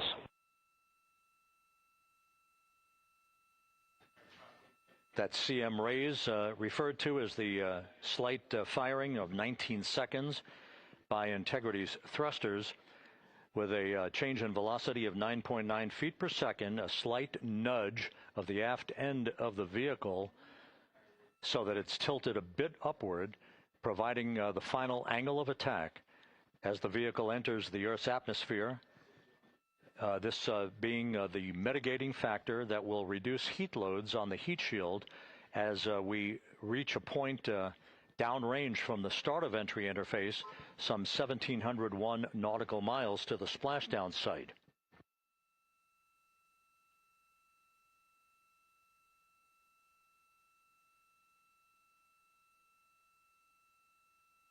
Integrity systems in excellent shape. We are currently 3,300 nautical miles left in this mission. Splashdown scheduled 36 minutes, 39 seconds from now.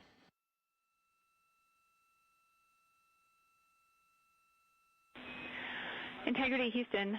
For the 2 enabled prop cautions, what happened is while the thrusters were firing, multiple pressure sensors on each of the strings diverged a bit from each other. Those limits look to be set pretty tight. We think it could happen again when the thrusters fire in the future, so we are going to suppress those messages. We concur with suppress, not inhibit. Thank you. That exchange between Jackie Mahaffey, our Capcom for tonight, and Reed Wiseman aboard Integrity, indicating basically to ignore sensor data.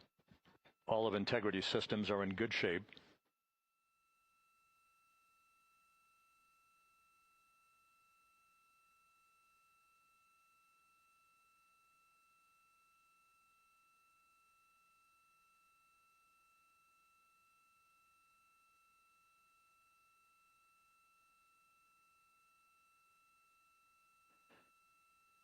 Now, coming up on about 90 seconds till the crew module, service module separation.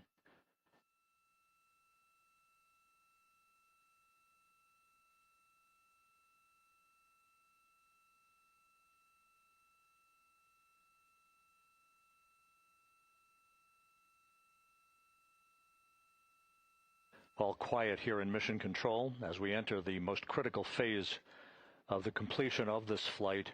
All of the preparatory activities leading up to the vehicle entering the Earth's atmosphere just 21 minutes from now.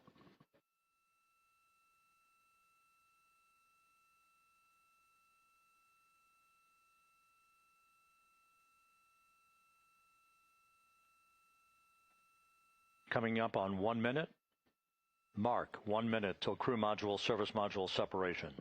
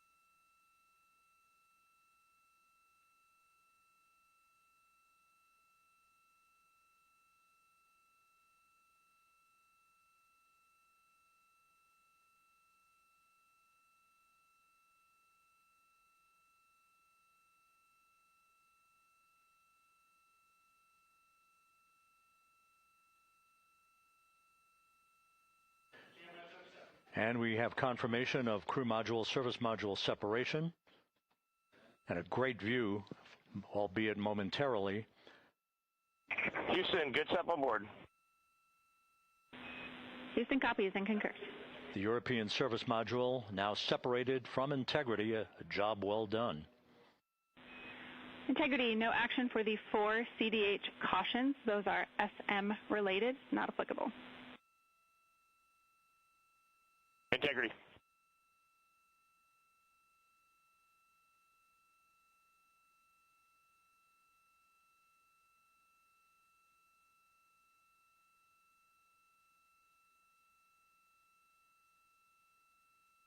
So, with Integrity now flying free on its own for the remaining 32 minutes of this mission, next up, the raise burn, a 19-second firing of Integrity's thrusters. Good GPS 2.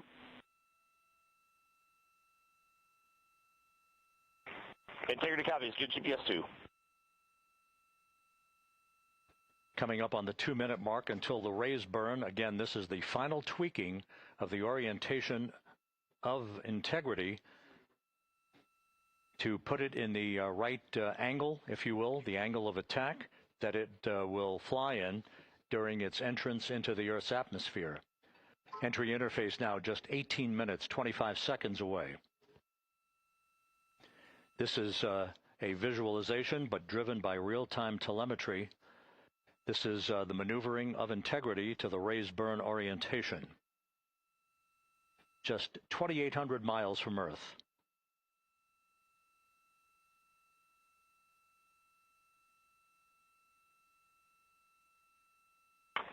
Houston, we got a great view of the European service module out the window with the sun hitting the side and the solar rays and the NASA worm right there. It's a beautiful looking machine.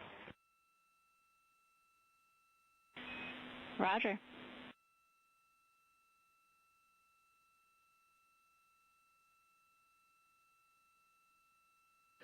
And we have completed the maneuver to the raise burn orientation, 1 minute away from the raise burn.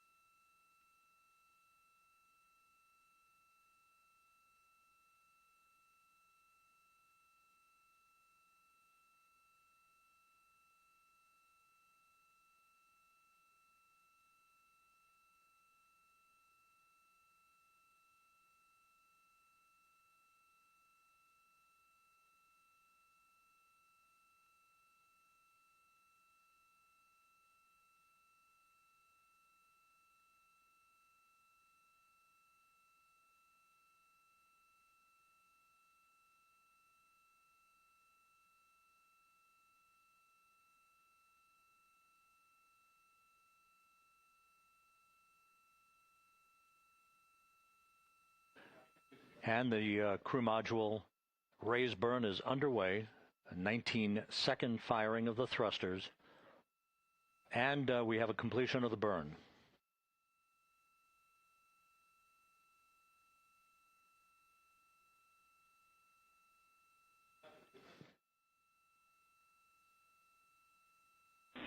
Integrity, good. CM raise burn. Your flight path angle is within limits.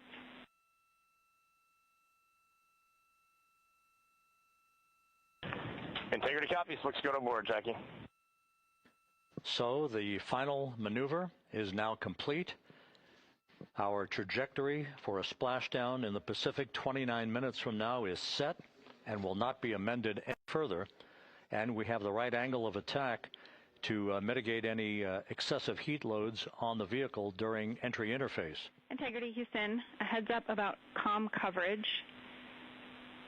When you perform the 180 roll, for the first minute or so in that attitude, we expect about a minute LOS. We copy.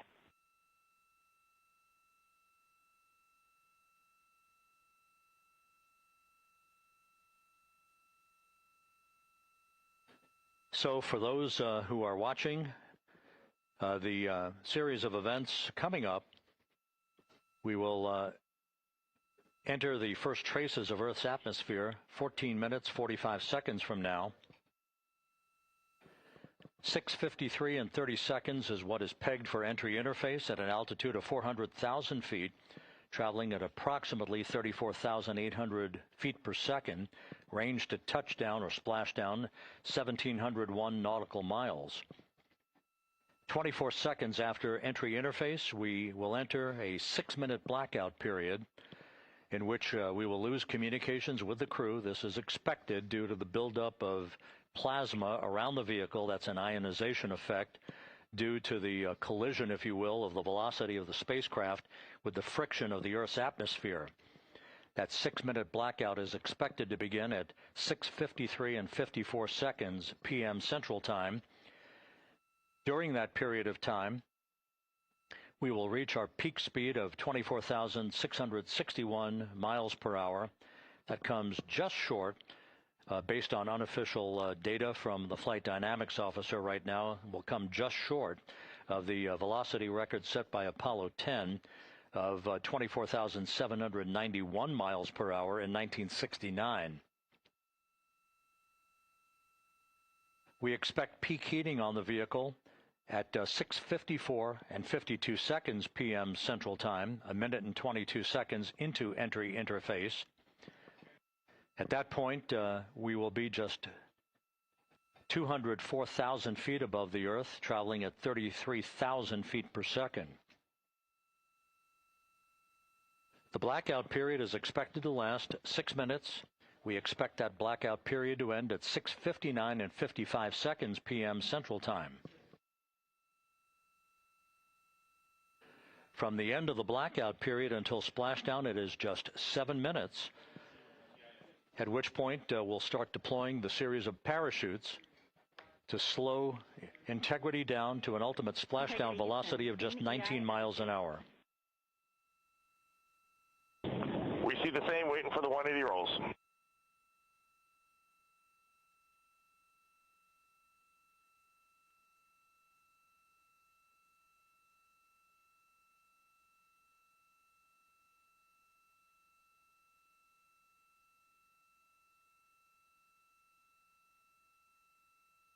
The parachute deployment sequence, once again, will come in several segments, but in rapid-fire succession. And we have a great view of the moon out window 2. Looks a little smaller than yesterday. Guess we'll have to go back.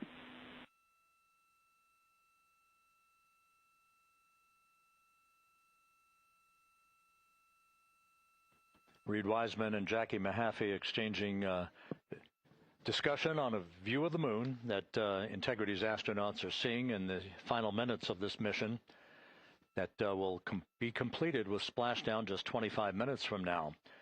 3 forward bay cover parachutes will be used to pull the forward bay cover off the top of the vehicle.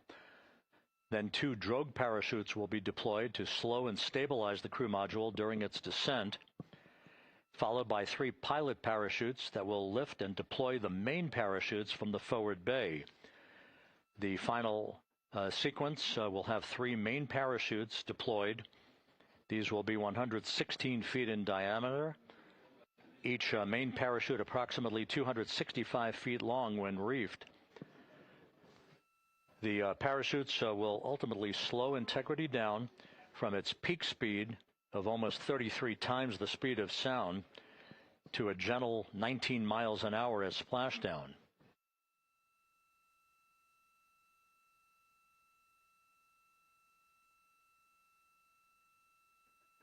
The vehicle is now currently in a roll to the proper attitude for entry interface. Our trajectory is right on according to flight dynamics.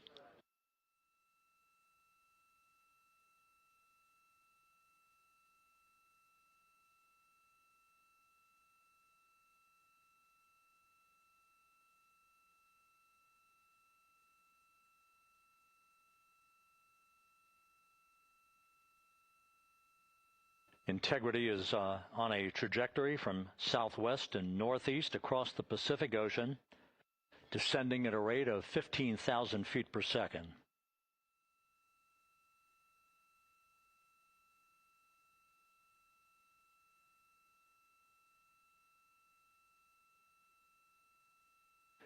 Range to touchdown 4,300 nautical miles, all the systems in excellent shape.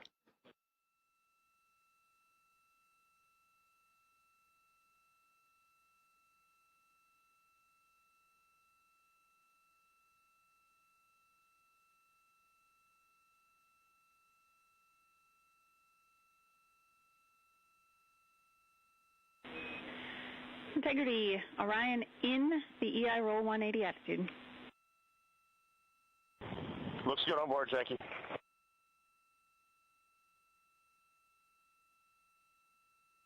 This view out of one of Integrity's windows. We had a call for 3 good baros. Those are barometric pressure sensors that feed altitude and rate of descent information to Integrity's computers that will trigger the parachute deployment sequence. We are less than 9 minutes away from entry interface, 22 minutes from splashdown.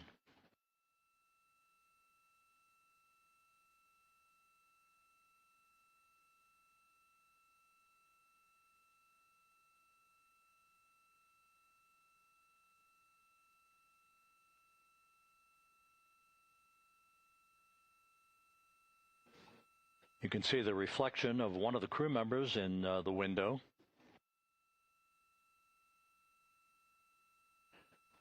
Out in the Pacific, the weather conditions remain go. Just a few clouds, some scattered clouds, winds at 10 knots, wave heights just about 4 feet. A gentle day in the Pacific for the homecoming of Integrity's astronauts.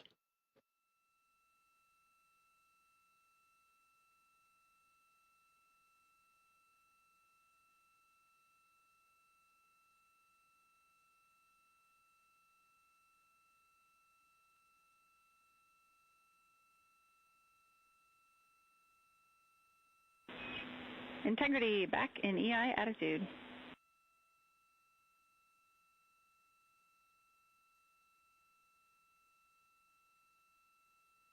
We see the same on board, Jackie.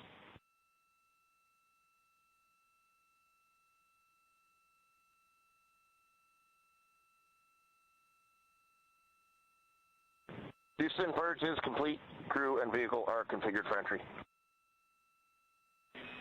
Houston copies. And we're in step 37, transferring nav state to BFS.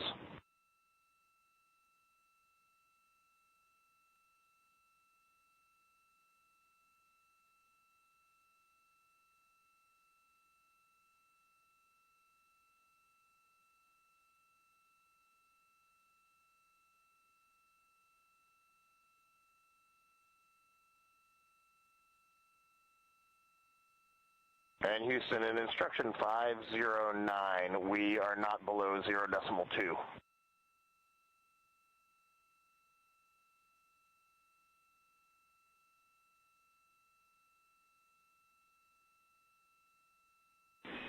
Integrity, no action required. Integrity.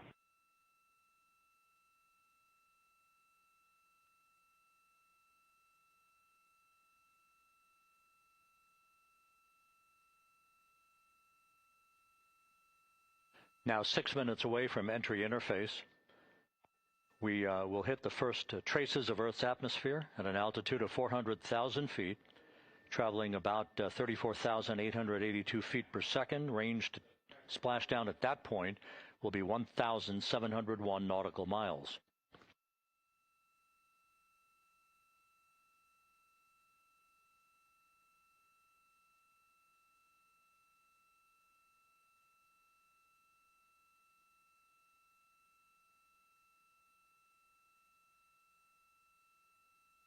And once again, just a reminder, some 24 seconds after entry interface, we do expect to lose communications with the vehicle and the crew during a 6-minute blackout period when a plasma shield will build up around the spacecraft due to the ionization, due to heating effects.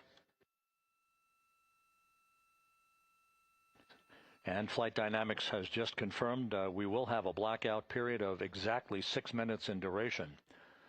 And once again, that's due to the fact that a plasma buildup around the vehicle will prevent communications and data, so we will not be able to talk to the crew members at that time, nor will we receive data here in the flight control room. Houston, everything is looking good on board. Just confirm no pre-EI downloads. Houston concurs.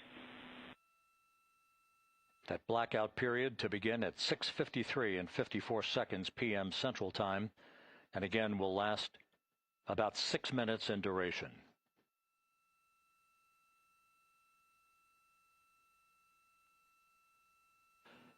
We're 4 minutes away from entry interface.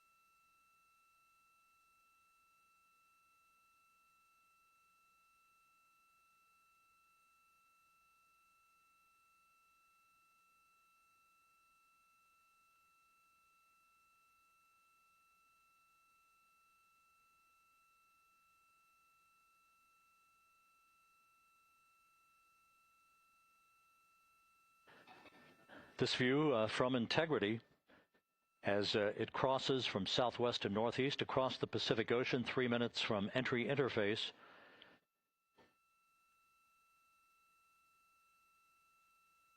"16.5 minutes till splashdown."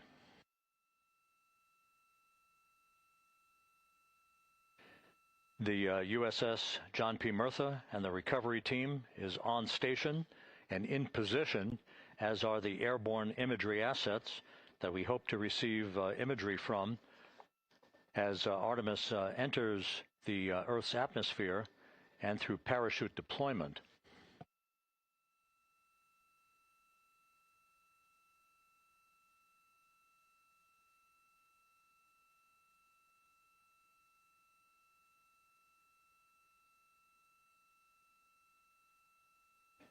All of Integrity's systems are in great shape. The crew is ready to complete its mission just 15.5 minutes from now. All of the activities today have gone off in perfect fashion. No issues with the vehicle, no issues with the crew. And the weather at the splashdown site is go.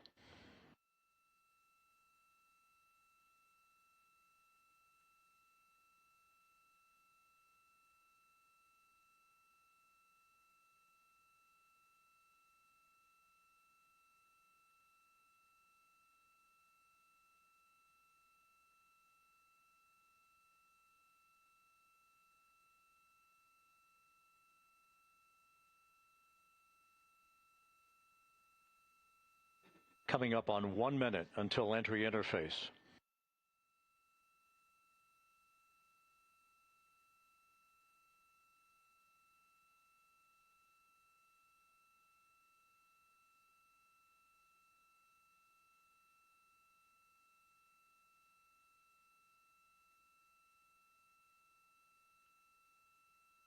Mark 1 minute until entry interface. 1 minute, 20 seconds until the expected start of our 6-minute blackout. Integrity, 1 minute to a 6-minute blackout. Integrity.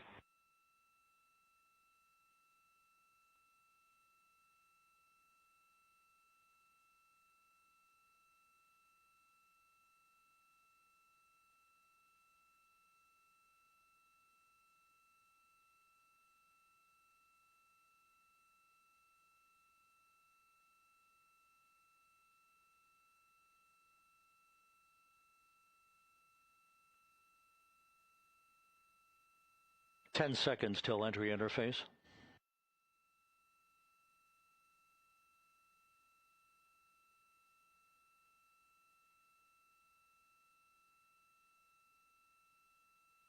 We're at 400,000 feet, traveling 34,800 feet per second.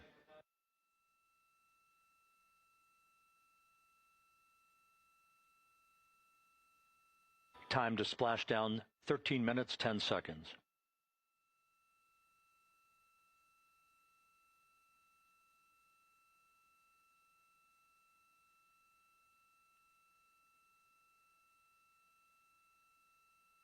And as predicted, we've entered our communications blackout. This will be a 6-minute blackout period. No voice, no data from the crew.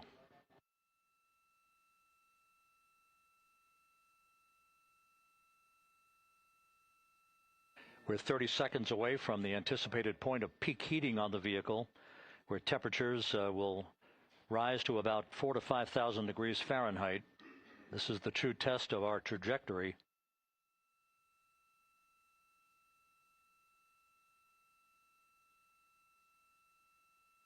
And from the G5 aircraft in the vicinity of the splashdown zone, this view of integrity. So that pinpoint of light shows the vehicle as it enters the period of peak heating in the Earth's atmosphere, the first tug of gravity being felt by Integrity's astronauts since their launch back on April 1st.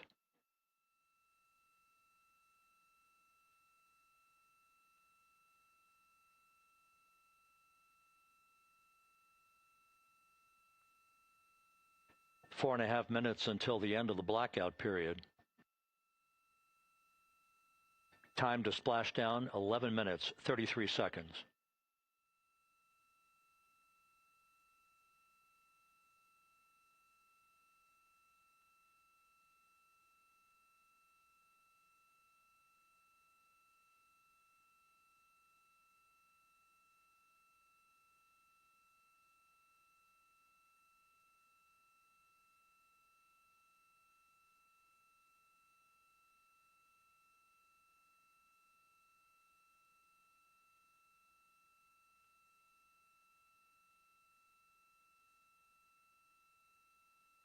The landing and support officer reports that the P-3 has acquisition on Integrity.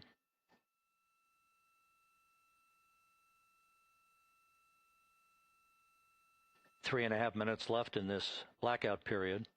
This is a visualization of the plasma buildup around the spacecraft and the repelling of that heat on Integrity's heat shield.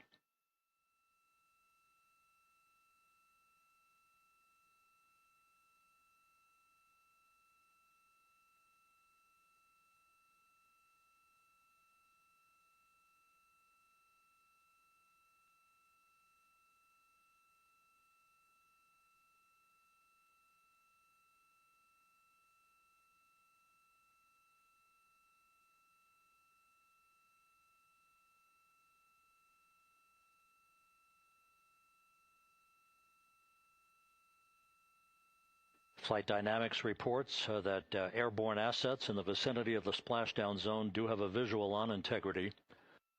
Still 2 minutes and 40 seconds left in our blackout period. Time to splashdown, 9 minutes, 35 seconds.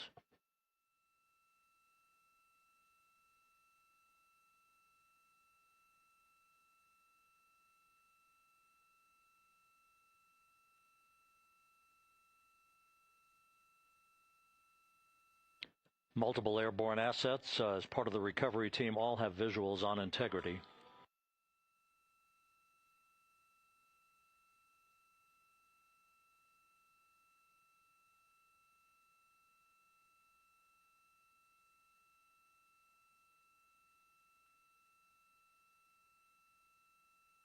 And the WB-57 flying in the splashdown zone also has a visual.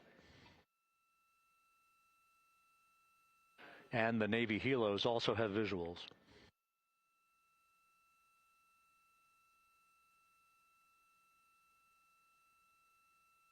We're still in the blackout period. Still do not have communications from the crew.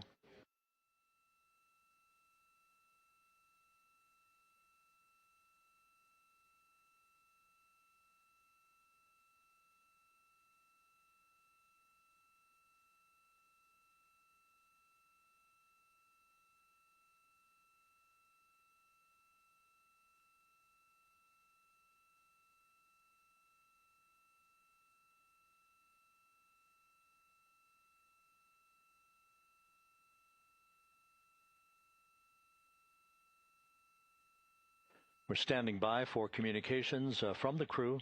We should be out of the blackout period less than a minute from now.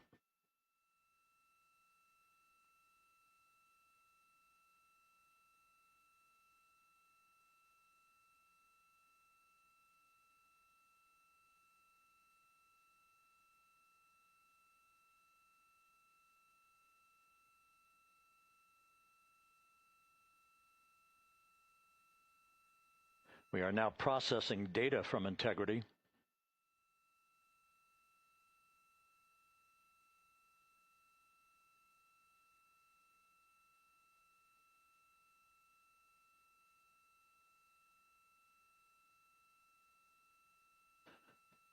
Landing and support officer reports the small boats are en route to the splashdown target zone.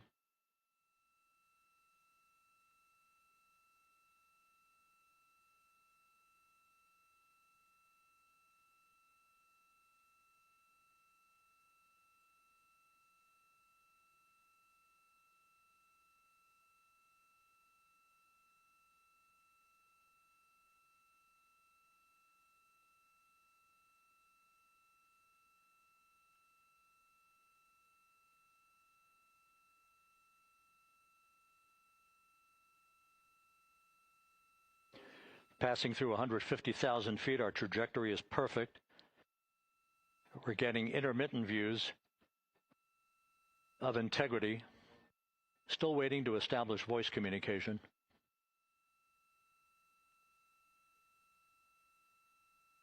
Integrity, Houston, comm check, post-blackout. Houston, Integrity, we have you loud and clear. Your trajectory is nominal, and your recovery teams have visual. Guidance looks good. No action for the enabled internal camera controller fail. Big cheers from the viewing room here in Mission Control as voice communication reestablished with Commander Reed Wiseman. For America and a waiting world, Integrity is 5.5 minutes away from coming home.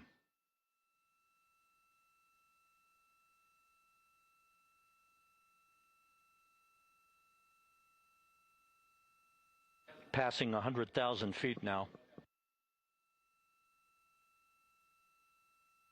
Range to splashdown 19 nautical miles.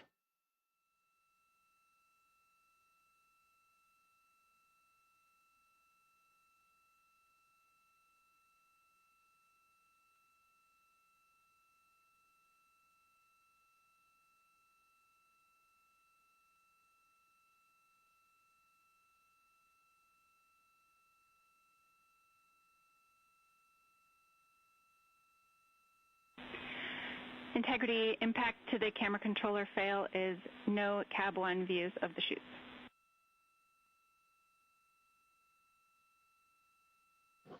Integrity. We're processing good data through the GPS system.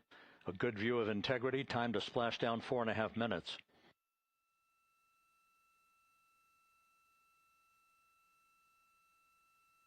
And a view of Integrity from the WB-57. We're at 50,000 feet.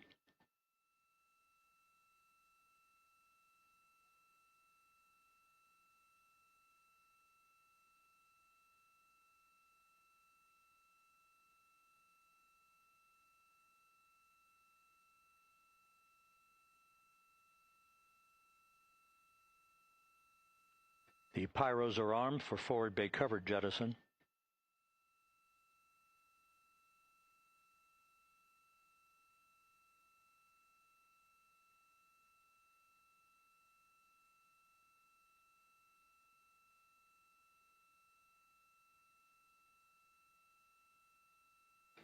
And there go the first series of parachutes, and we're on drogues.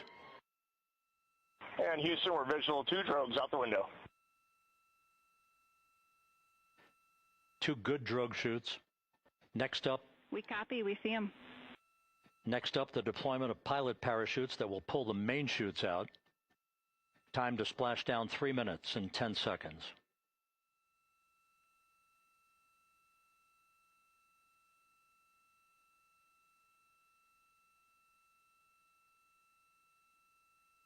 perfect descent rate according to flight dynamics. Good rates on 2 drogues. We see the same on board.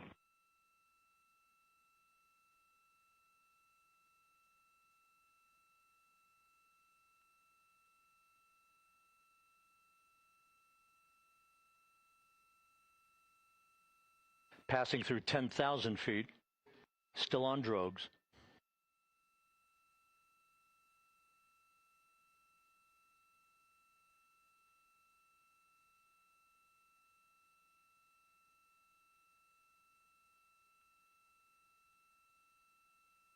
Main chute deploy. We're at 5,000 feet.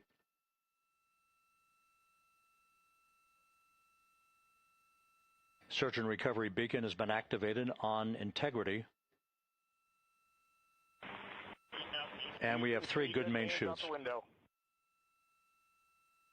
Good 3 main chutes, good reefing, good descent rate. Good rates, and we see 3 good-looking parachutes.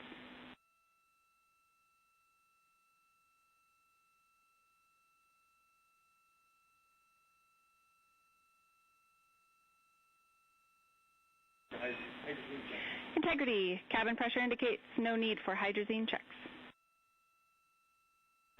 Integrity copies. This is a perfect descent for Integrity. Its crew sounding hale and hearty on board. Time to splashdown 1 minute 15 seconds.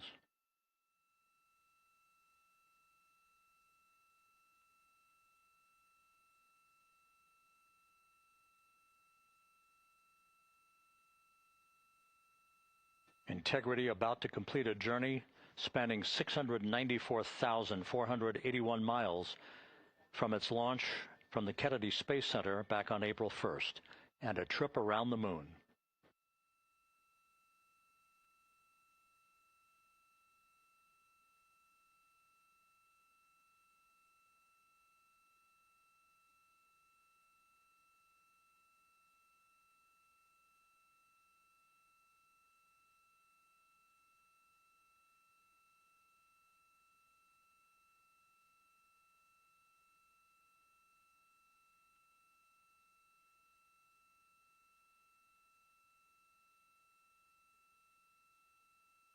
Passing through 1,000 feet.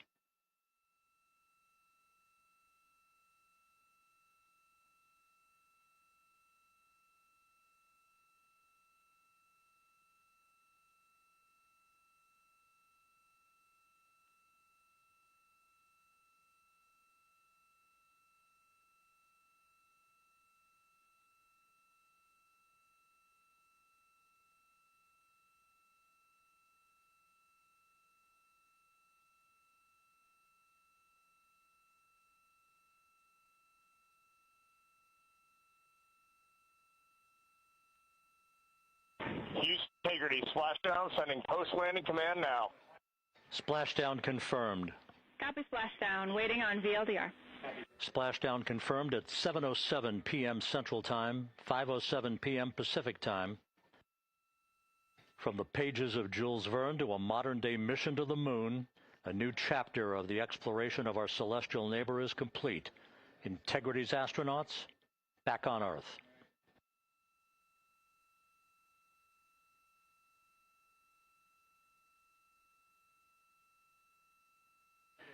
And the landing and support officer reports the vehicle is stable 1.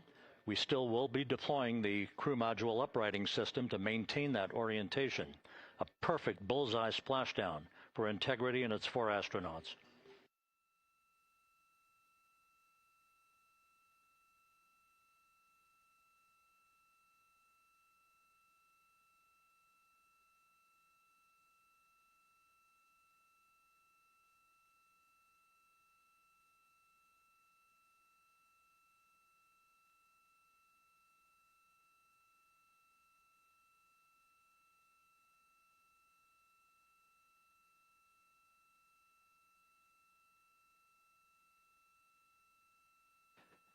The unofficial splashdown time, 7:07 and 47 seconds p.m. Central Time. We'll get that refined for you.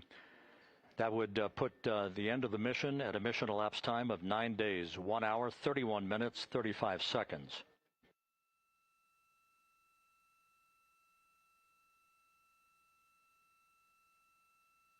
And we're configuring for very low data rate.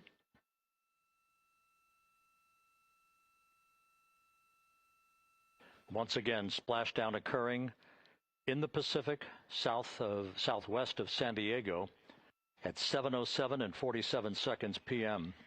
Integrity Houston, comm check on VLDR.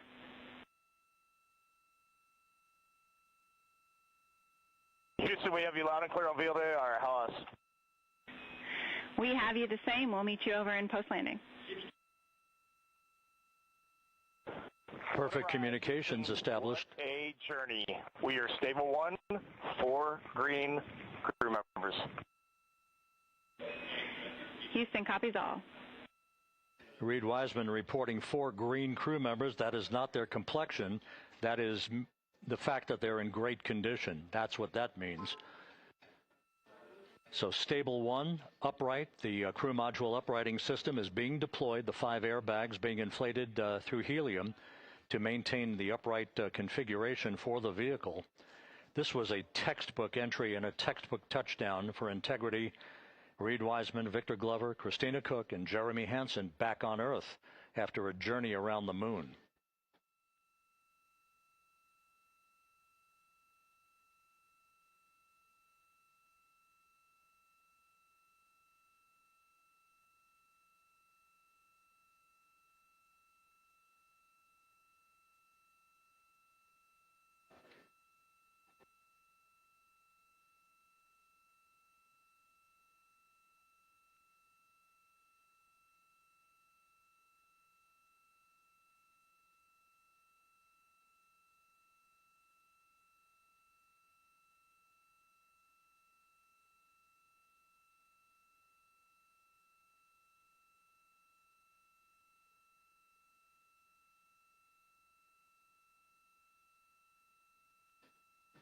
We continue to monitor the functioning of the CMOOS system.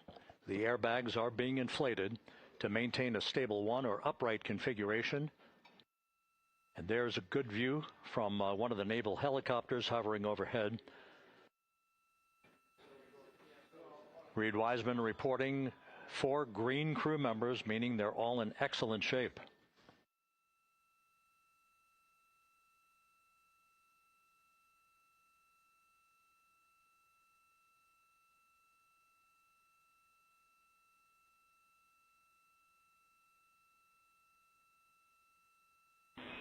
Integrity Houston for SAR beacon and radio.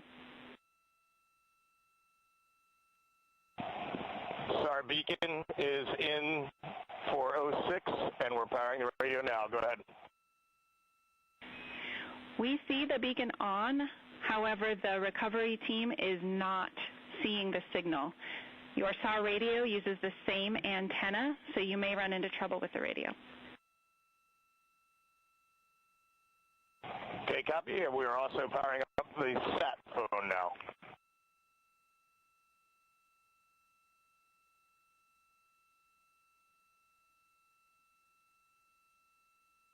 So Integrity is in great shape, and as the crew continues its post-splashdown timelined activities on board, Reed Wiseman once again reporting that all 4 crew members are in excellent shape.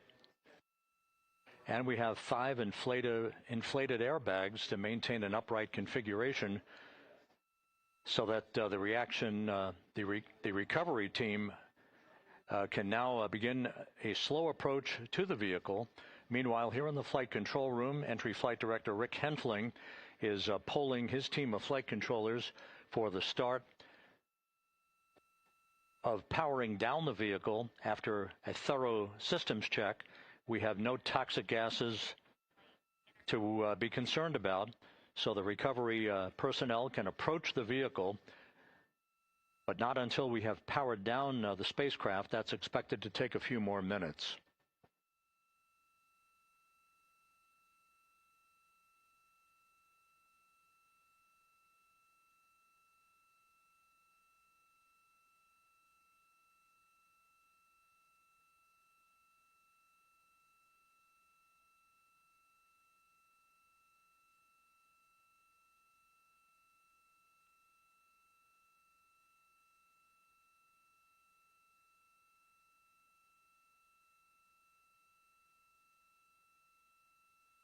Integrity back on Earth following its historic flyby of the moon.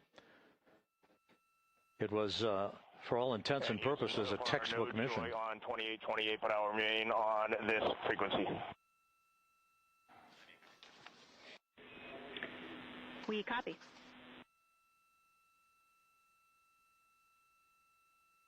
Reed Wiseman indicating some trouble with the SARSAT phone on board.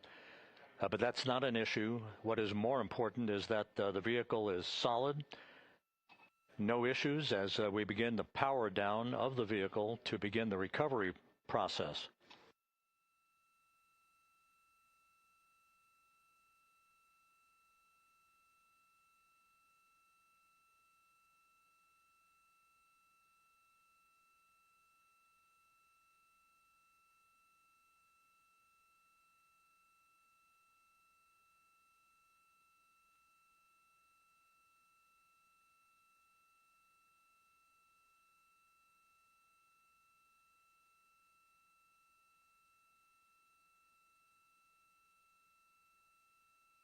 The propulsion officer here in Mission Control reports that we have safed the prop system on Integrity.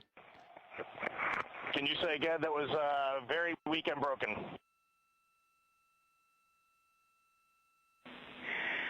Integrity, Houston did not call.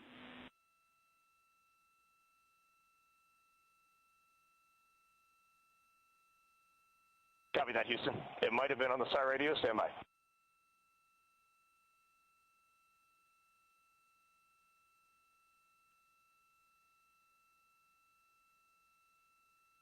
All of the milestones were executed in perfect fashion. Integrity entering the Earth's atmosphere right on time, reaching its peak speed shortly after a blackout period began. We emerged from the blackout period, but the recovery imagery airborne assets were able to pick up Integrity's descent almost immediately through entry interface, tracking the vehicle all the way down. And finally, you saw the sequence of chute deployments. First, the forward bay cover being pulled off the top of the vehicle by a series of 3 parachutes. Then the drogue chutes were deployed, followed by the 3 main chutes that slowed the splashdown velocity of Integrity to just 19 miles an hour.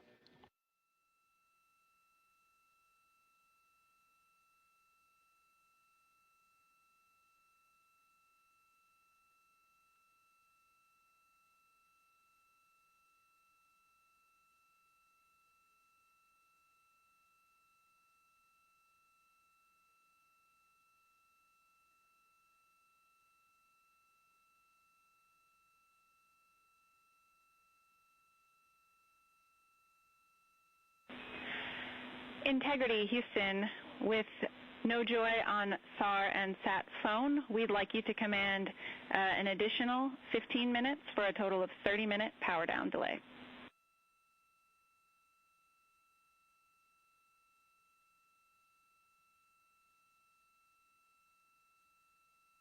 All right, Jackie, we have selected T/D+30. No joy on SAR radio or SAT phone.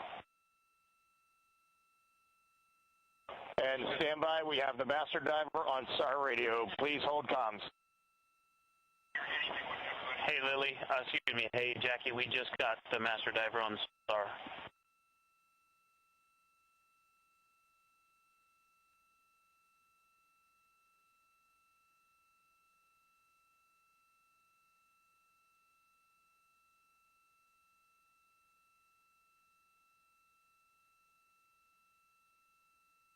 A good view of one of the fast boats. Integrity, Houston, if you are happy with your comm with Master Diver, you can go back to the 15-minute power down.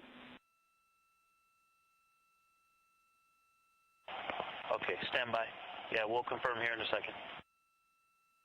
The crew on board Integrity coordinating with the flight control team in Houston here in Mission Control on the timing of the power down of the vehicle, which will be the precursor to the recovery teams approaching the spacecraft. There are no issues with integrity. We've had a bit of broken capability in establishing a SARSAT or satellite phone communications capability between the crew on board Integrity and the recovery team. That will get sorted out here shortly. There's plenty of cooling on board Integrity, so there's no rush to begin the power down. To call you on the sat phone and not getting an answer there either. Concur. We haven't had anything come through.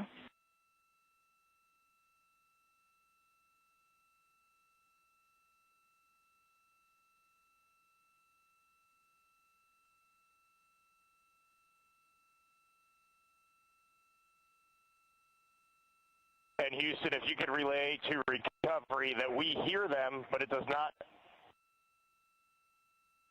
appear as though they are hearing us.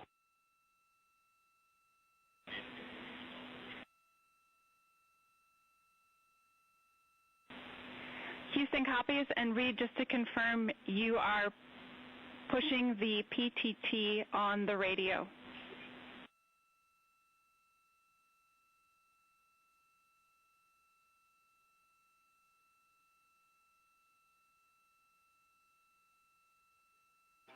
So as we continue to sort out the communications between Integrity and the recovery teams, we are standing by for the initiation of the power down procedures that, as you see, the recovery teams are moving towards the side of the capsule.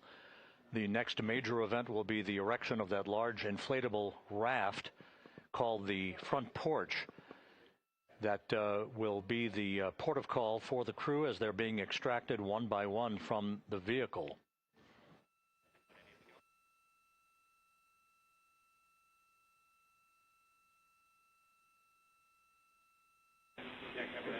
Integrity, Houston, for sat phone, we are going to attempt to call you.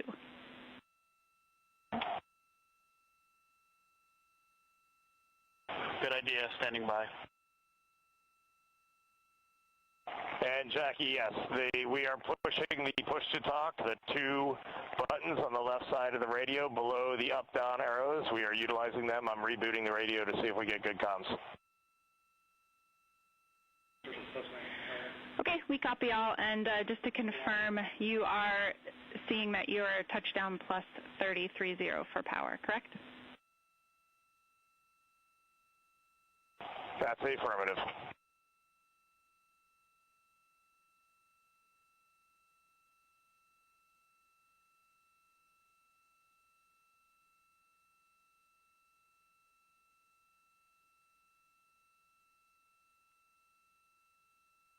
We are trying a backdoor approach to have mission control here call the crew on their satellite phone. This is all part of the coordination for the power down of the vehicle that will initiate the actual recovery operation. The first boats with the Navy divers on board are standing by, waiting to close in on Integrity to begin the process of erecting the large inflatable raft that's called the front porch that will be where the astronauts are extracted from so that they can have a few minutes to get their land legs back before they're hoisted aboard the Navy helicopters for the flight back to the deck of the USS John P. Murtha.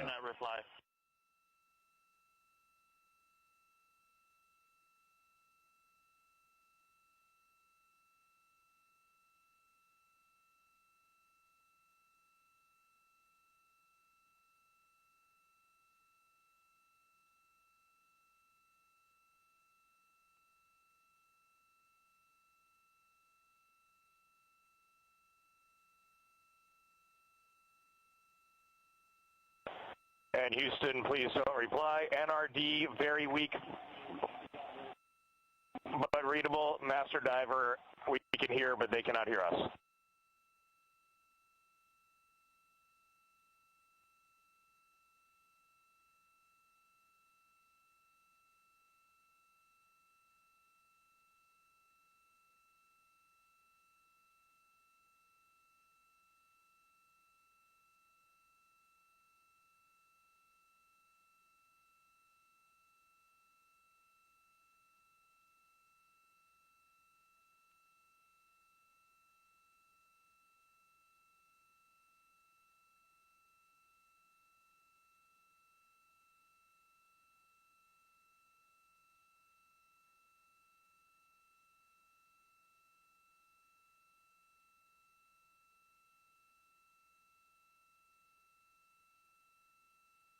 And Houston on OE1, is there any chance to tie us into NRD?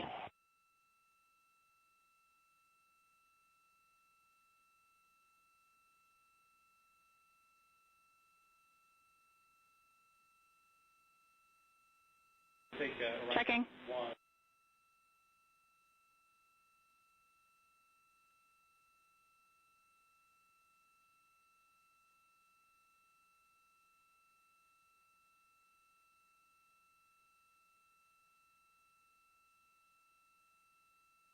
This is Mission Control Houston. While we stand by for the establishment of communications between Integrity and the recovery team that is basically standing by very close to the spacecraft, we're going to go to the deck of the USS John P. Murtha, where Megan Cruz is standing by with Administrator Jared Isaacman.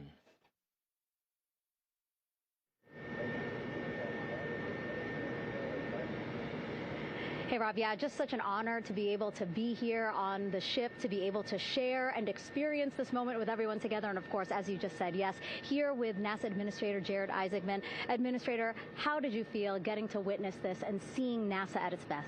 Oh, I mean, I'm honestly, I'm still at a loss for words. I mean, you know, like the childhood Jared right now can't believe what I just saw. I mean, almost been waiting my whole lifetime to see this, and then it's NASA Administrator. I just couldn't be more proud of the entire workforce, the years, the effort, the late nights, all the hard work from across the country that contributed to this incredible moment right now. And yeah, incredibly grateful too for our teams here on the John P. Murtha right now. Yeah, look at them behind us here. We've got everybody. Hey, what do you guys think? We just brought some astronauts back from the moon, huh? Unbelievable. Thank you. Yeah, so grateful to the Navy, the sailors that are here, the NASA teams. I mean, this is a joint effort that's on their way right now. These recovery forces are getting out to our Orion spacecraft, to Integrity, get our astronauts back on the ship safely. Yeah, and this is not just an accomplishment for NASA. This is an accomplishment for humanity. Again, a historic mission to the moon and back. How does this make you feel, and what do you hope people take away from this?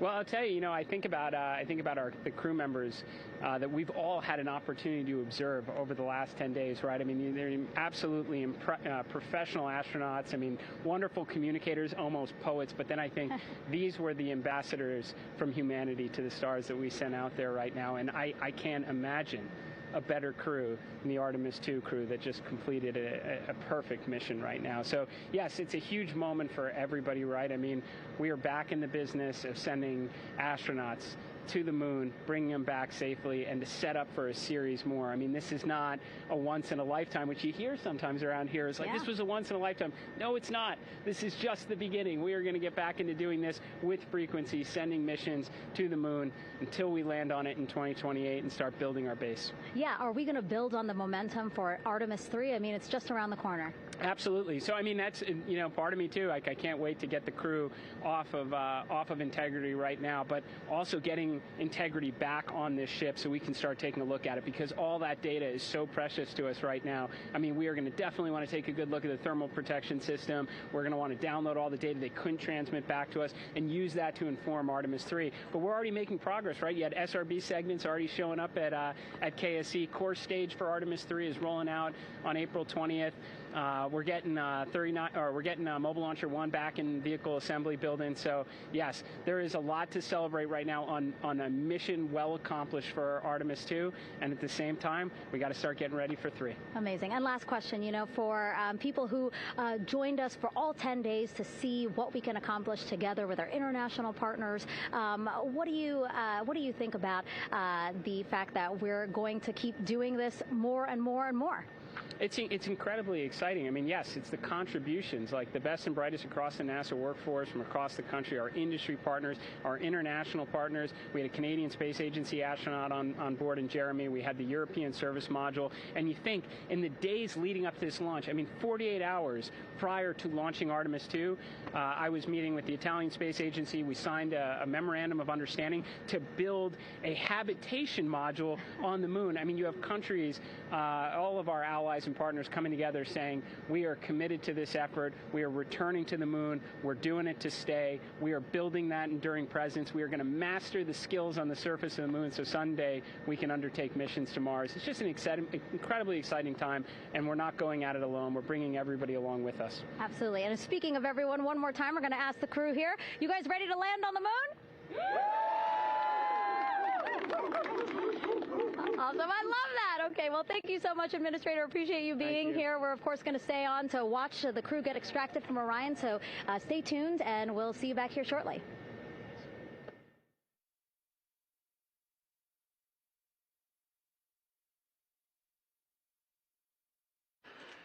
Thank you, Megan, and thank you, Administrator Isaacman. We are in the process of working to establish that communications link and to establish the procedures that will lead to the power down of the spacecraft, which is gently bobbing in the Pacific following a bullseye touchdown that occurred at 7:07 p.m. Central Time, 5:07 p.m. Pacific Time, 2.5 hours before sunset in the Pacific, southwest of San Diego. We have once again heard from the crew during that interview opportunity with the administrator, and we have 4 healthy crew members on board.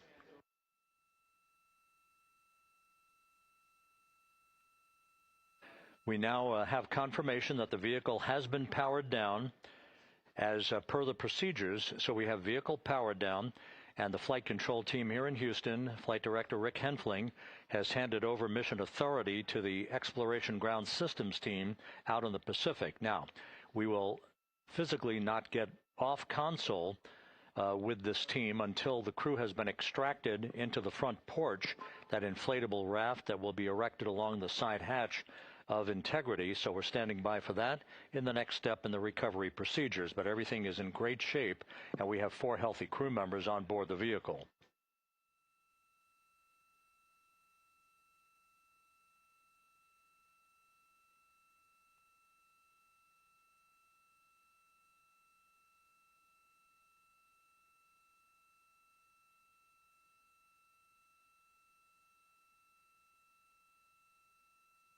All of the entry events went by the book, no issues, perfect trajectory for Integrity that was culminated with one final raise burn to improve the angle of attack for the vehicle as it entered the Earth's atmosphere. All of that flight dynamics computation worked like a charm.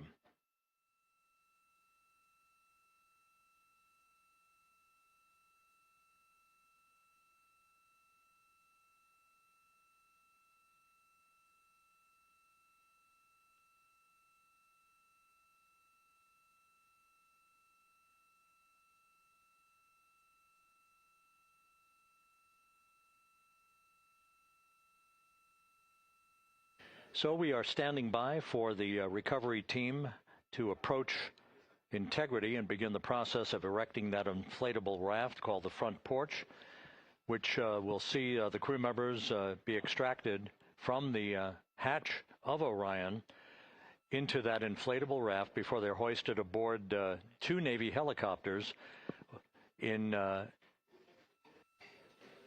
variety of different configurations.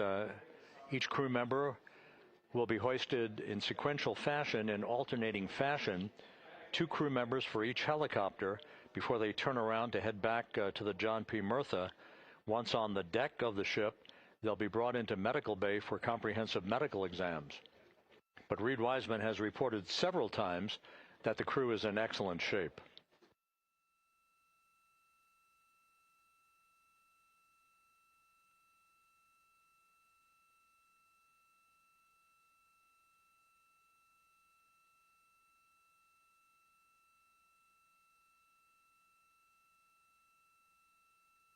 So just to recap, it has been some 26.5 minutes since the splashdown of Integrity in the Pacific. The vehicle is in excellent shape. It performed like a champ all the way down through the Earth's atmosphere. All of the vehicle functions were checked off in excellent trip hammer fashion. The parachutes all deployed as planned. Splashdown occurring at 7:07 p.m. Central Time, 5:07 p.m. Pacific Time.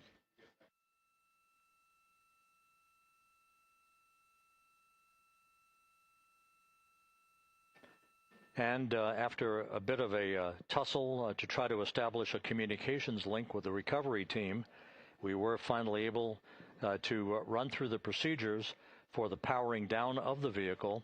We've handed over mission authority to the Exploration Ground Systems folks out in the Pacific, and the recovery team will be approaching the vehicle shortly to erect the inflatable raft called the front porch before opening the hatch to Integrity to bring the crew members onto that raft before they're hoisted onto two Navy helicopters, two crew members for each helicopter, before they're flown back to the deck of the USS John P. Murtha.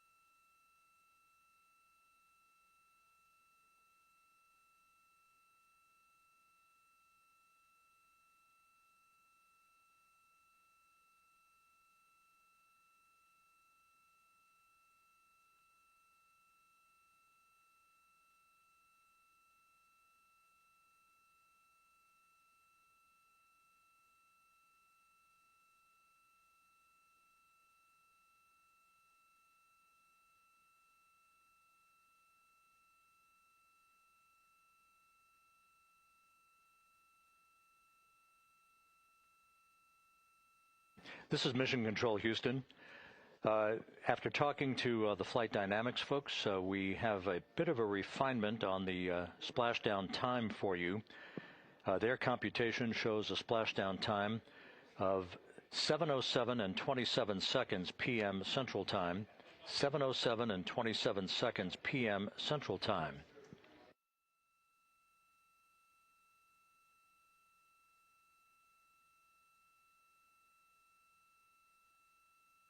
That would equate to a mission elapsed time of 9 days, 1 hour, 32 minutes, and 15 seconds.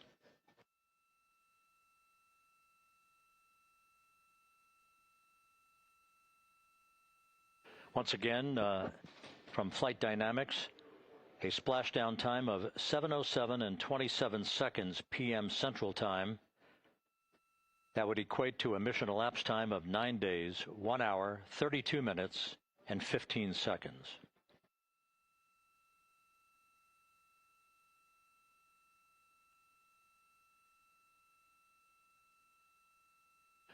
Reports from the Pacific indicate that the recovery team, in communications with the crew aboard Integrity, that the crew remains in excellent shape as they await the approach of the team for a final hazard gas evaluation before they move to the side of the vehicle to erect the inflatable life raft called the front porch.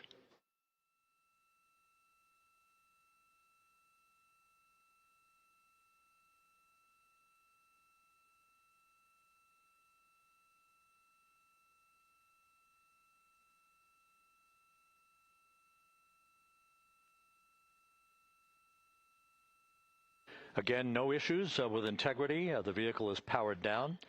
All of its systems are now safed.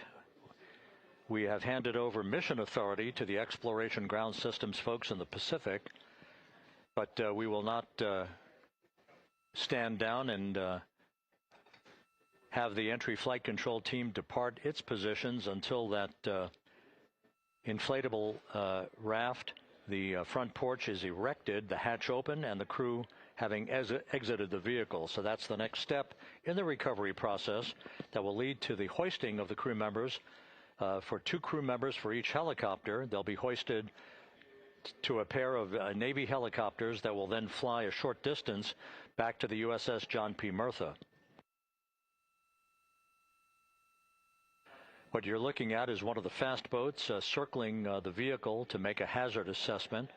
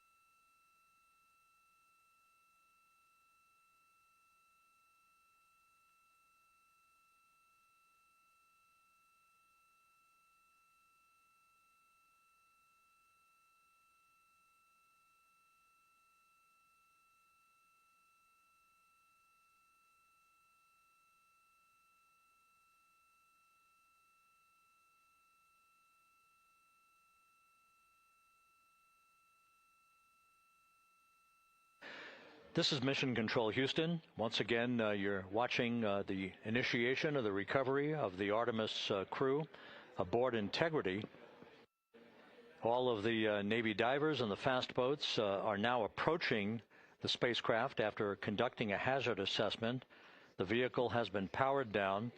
Entry Flight Director Rick Henfling now waiting for the life raft, the front porch, to be erected along the side of the vehicle so that the hatch can be opened and the crew members extracted from Integrity, soon to be hoisted one by one into a pair of Navy helicopters for a short flight back to the deck of the USS John P. Murtha.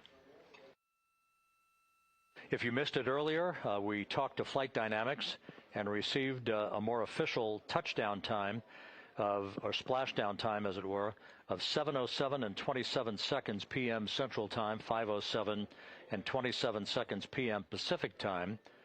That would equate to a mission elapsed time of 9 days, 1 hour, 32 minutes, and 15 seconds.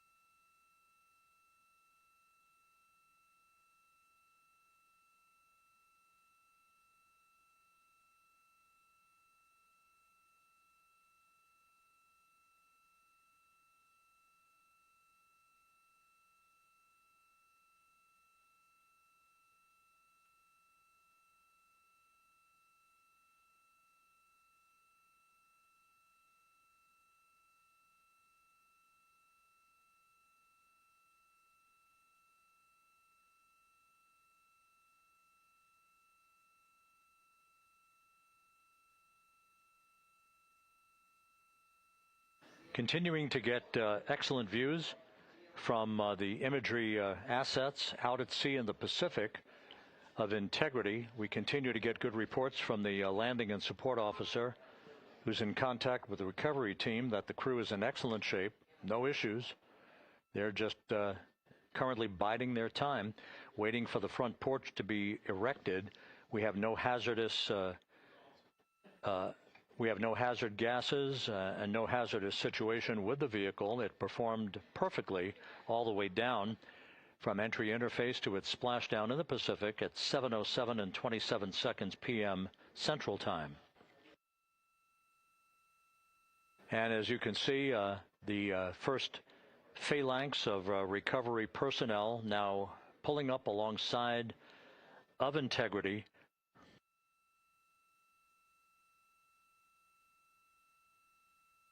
This includes Navy divers, a Navy flight surgeon, and other recovery personnel who have trained for several years for this recovery process.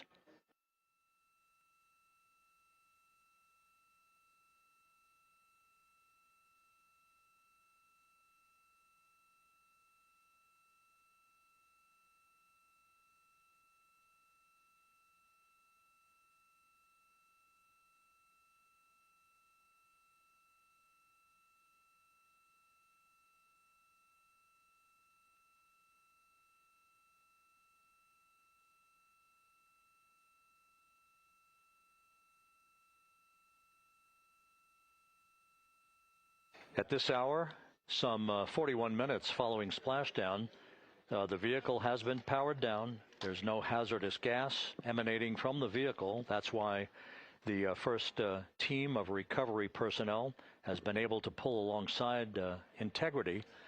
And the reports continue to come in that the 4 astronauts are in excellent shape.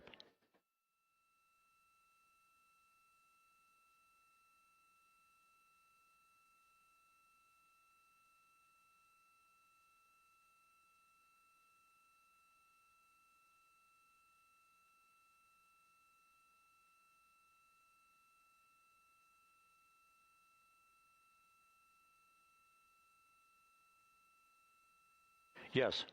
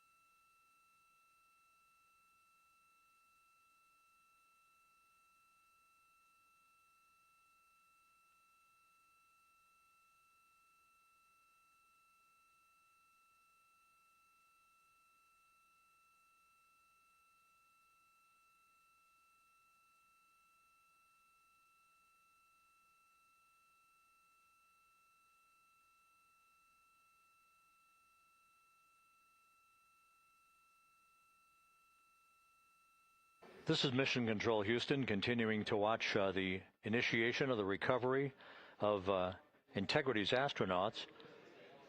One by one, they'll be brought out of the spacecraft onto a large inflatable raft just a short time from now.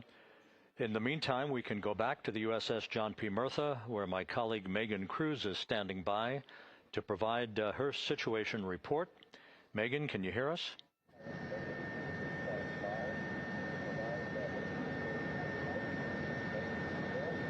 Hey, Rob. Yes, I can hear you. Thank you. Yeah, we're back here on the bow of the recovery ship where there are still plenty of people peering out into the water. We are not very far from the action everyone is seeing on their screen now.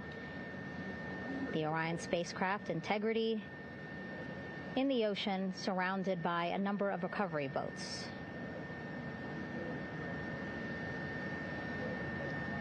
As Rob has been saying, in those recovery boats, NASA and Navy personnel specifically trained to get the astronauts out of Orion.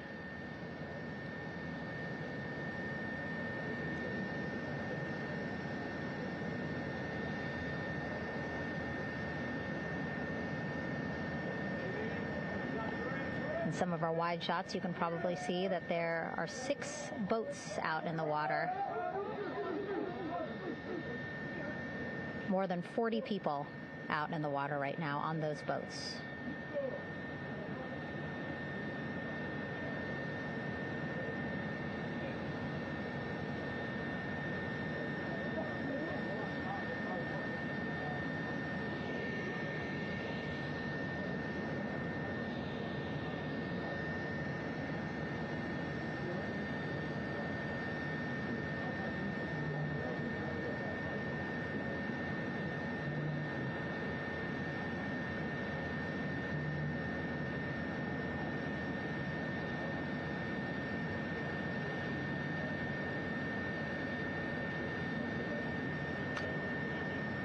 First order of business is to set up the front porch and the stabilization collar. You might also hear it referred to as a stab collar. Basically just to make sure that Orion stays upright, doesn't sway in the water too much, again, to make it easier for recovery forces to get the astronauts out.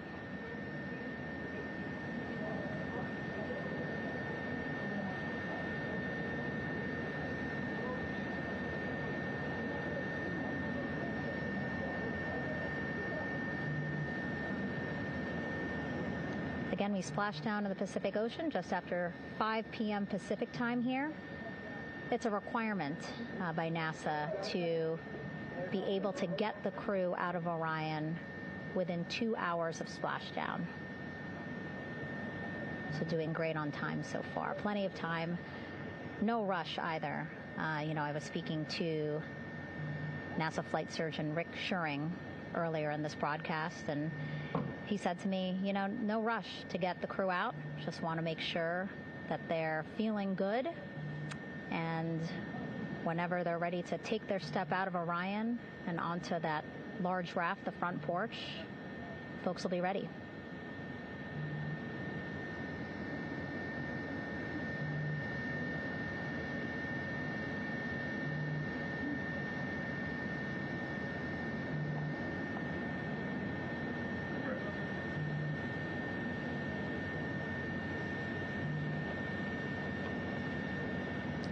And as there are mission audio loops in Mission Control in Houston, there is a mission audio loop here on the ship, and it was just reported out that the side hatch is open. Side hatch of Integrity is open. You're getting these beautiful shots from our aerial assets. The ship itself, where I'm on, just 3,000 yards away. Again, plenty of people on the boat here, glued to the side closest to where they can see all this action. And again, with just 3,000 yards separating us, great views from the bow here. You can see now that side hatch is open. One of the Navy personnel is about to get inside there.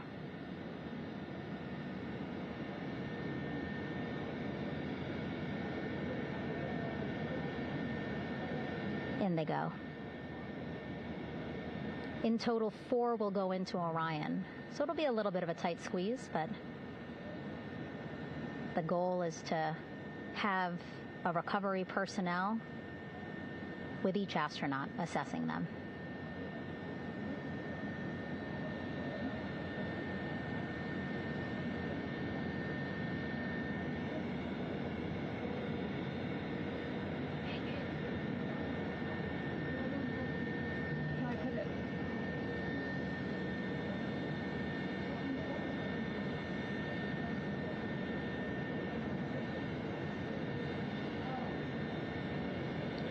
Boats getting closer now.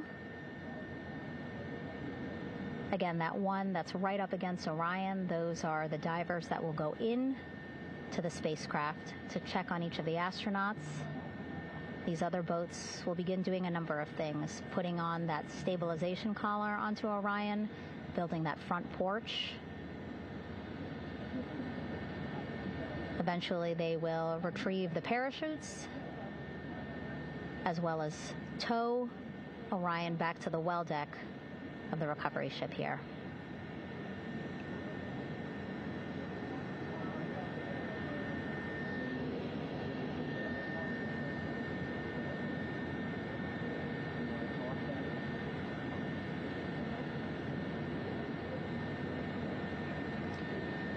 And so as we wait for the Navy and NASA personnel to get their assessment of the crew inside of Orion, why don't we toss it back to Rob for an update?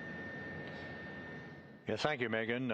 Here in Mission Control, Flight Director Rick Henfling and the entry team of flight controllers still on duty. The vehicle has been powered down for some time now. There are no hazardous gases emanating from Integrity. That, of course, allowed the recovery personnel to approach the vehicle and then open the hatch to begin the initial medical assessment of the crew, as you just indicated. Now we're standing by for the erection of that inflatable raft, the front porch, alongside of the vehicle that will enable the crew to be extracted one by one onto the raft, have a moment or two to get their land legs back before they're hoisted into 2 hovering Navy helicopters, 2 crew members for each helicopter, for a short flight back to the deck of the USS John P. Murtha.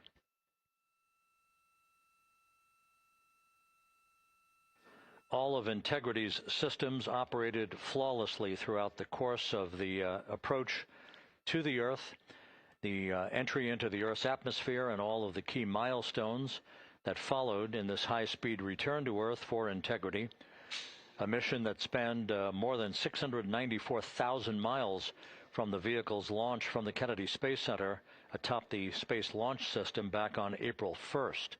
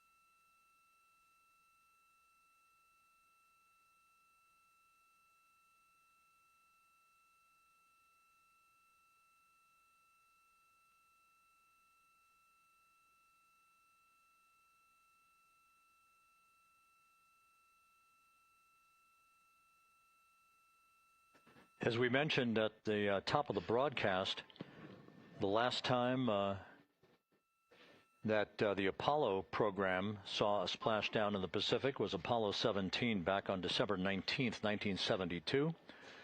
So for the first time in 53 and a half years, we have reenacted that with the arrival of Integrity's astronauts as they flew around the moon in that historic lunar flyby that began with a trans-lunar injection burn that took them out of Earth orbit following 24 hours of a high Earth orbit trajectory.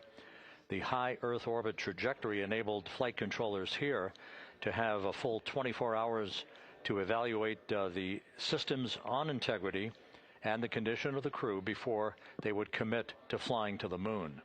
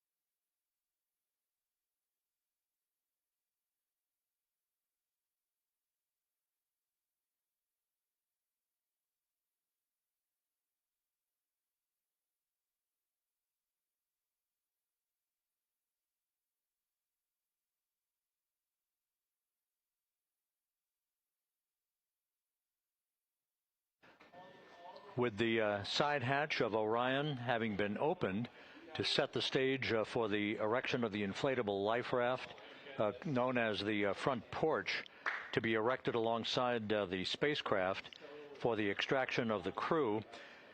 Let's play for you an interview that my colleague Megan Cruz conducted on the USS John P. Murtha with Navy diver First Class David McMahon that explains how this process is unfolding. Okay, Davey, so you and some of your team, one last look over of the stabilization collar, correct? Yes, ma'am. Okay, so what is this stabilization collar? This is what's going to stabilize the capsule out there in the ocean. We don't know how good the weather or the waves will be that day, so this will help prevent any unnecessary occurrences from happening, stabilizing the capsule and the astronauts inside. So basically this is a float that will go around Orion. I'm assuming that what they're doing right now, these are the lines that will attach the collar onto Orion? That is correct. And so what are they doing here? So we've got the lower line that will secure the inflation device before we inflate it. That gives us the go-ahead that it's secure in its space, and then we'll inflate it. And then once that is done, we'll undo all the carabiners and get this orange line on top tied in the same fashion. And then this will be secured to the capsule, and the astronauts can safely take their first steps out of the capsule onto the front porch. Okay, and how long will it take them to set up the stabilization collar? We should definitely be able to handle this in under 10 minutes. Okay, wow. And then you just mentioned the front porch. So basically after they set up this stabilization collar, then they set up what's called the front porch here. That's correct. Okay, and what's the front porch? Front porch is basically a bigger waiting room for the astronauts to sit in while we wait for the helicopters to show up and grab them. Okay, so the medical team that was inside with the crew, they're going to help them out and onto the front porch? That is correct. And then what happens here? We have higher trained medical personnel also on board the front porch that will give them lookovers and just make sure they're okay while we wait for the helicopters to show up. Okay. How does it feel, I mean, your team, you, to be part of a mission that's returning astronauts from the moon in more than 50 years? We all feel extremely honored to be a part of this, as well as a bigger mission for the Navy and joining up with NASA to do great things. Mm-hmm. And do you feel like you and your team are ready? Yes, very ready. Cool. All right, thank you so much. Thank you.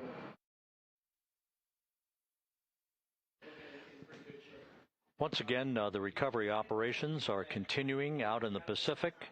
We shortly should see that life raft, the front porch, erected alongside the side hatch of the vehicle.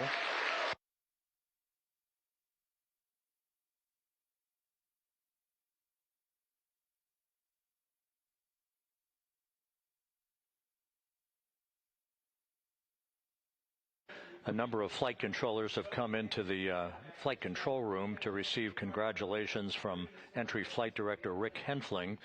But we're going to stick with our operations out in the Pacific as we await the extraction of the 4 crew members who are reported to be in excellent condition.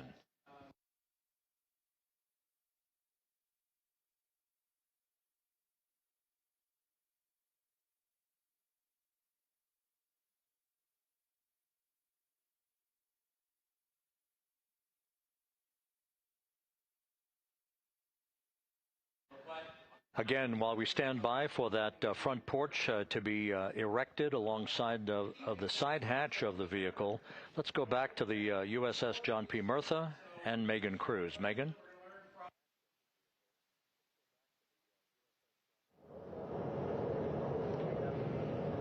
Hey, Rob. Pausing now to listen to some internal audio loops. Again, the operations team here on the ship communicating with everyone out on the water. It seems like currents are hindering them a little bit from unfurling and inflating the stabilization collar as well as the front porch.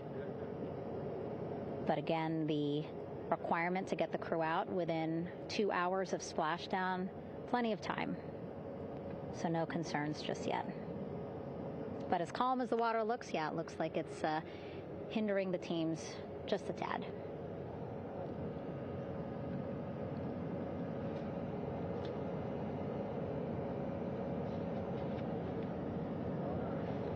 You can see in some of our shots that side hatch still open. Again, inside there are now 8 people inside. 4 divers, Navy divers, all with medical training, each assigned to an astronaut each. Making sure that they're comfortable, feeling good.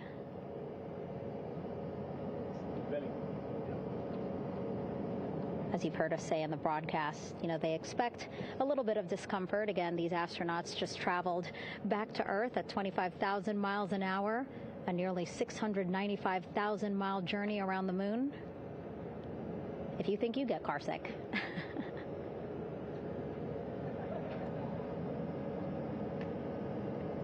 Again, 6 boats out there, lots of gear with them, just in case, right? As we said, the crew reported feeling great, but again, all those folks out there in case they weren't, right? NASA is all about making sure we think about every situation that can happen, and so, of course, wanted to be ready in case any of our astronauts needed more medical attention while out there in the water.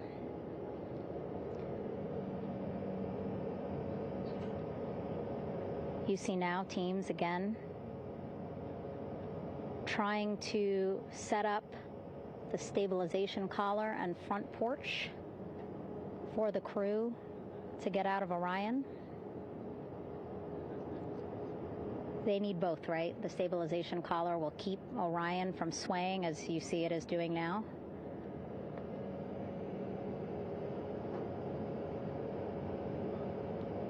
And then they will connect the front porch to the stabilization collar so that the crew can take 2 steps and they will be in the front porch.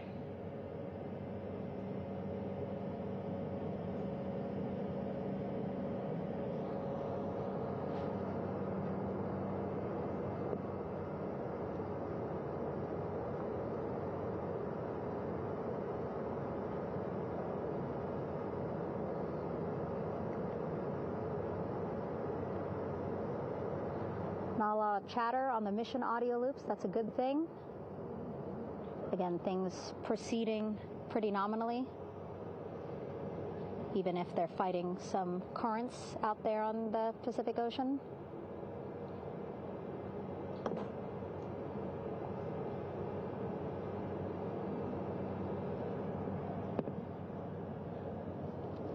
Again, the goal, setting up the stabilization collar and the front porch so that the crew can rest comfortably in the front porch, get placed into harnesses so that 2 helicopters can lift them off the front porch and onto the USS John Murtha here.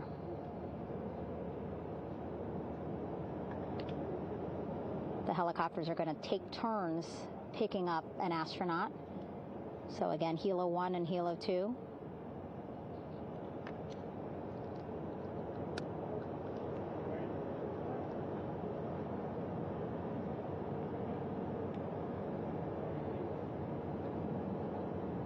Okay, and the recovery team here on the ship just got a report from the undersea medical officer who is inside the capsule with the crew. He is reporting all 4 members are green. All of our 4 astronauts, Reed, Victor, Christina, Jeremy, green, meaning they are feeling great, not the complexion of their skin. They are feeling great, happy to be home, and ready to be extracted as soon as possible.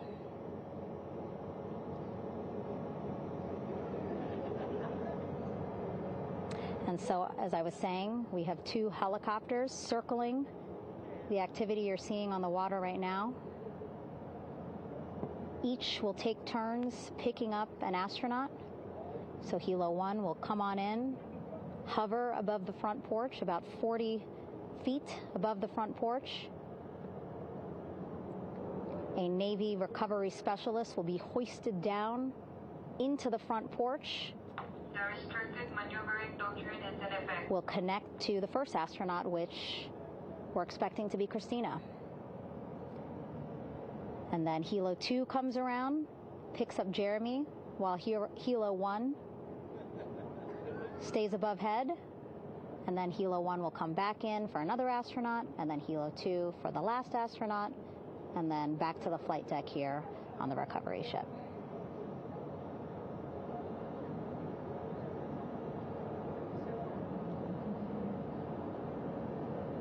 I was talking to Assistant Artemis Recovery Director Paul Sierpinski. He said helos are a much quicker, safer way to get on board. They did actually consider boats, but then if you think about it, longer time, the crew would have to move through more of the ship. This way the helos will give a more direct, quicker route to the medical bay for our 4 astronauts.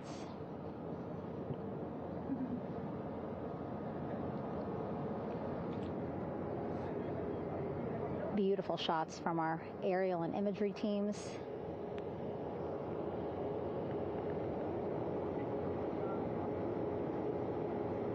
Clouds have dissipated for a clear view from the bow of the recovery ship here.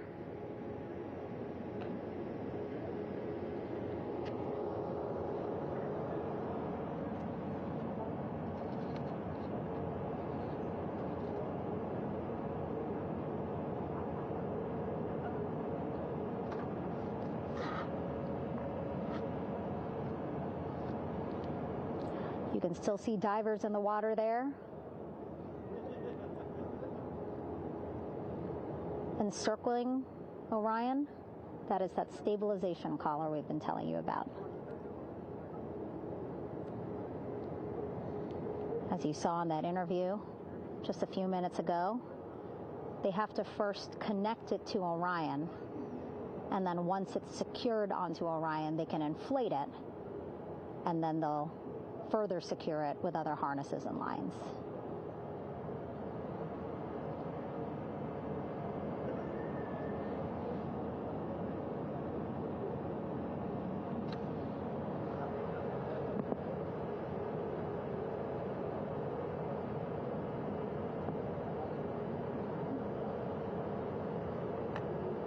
About an hour and 10 minutes since splashdown in the Pacific Ocean here.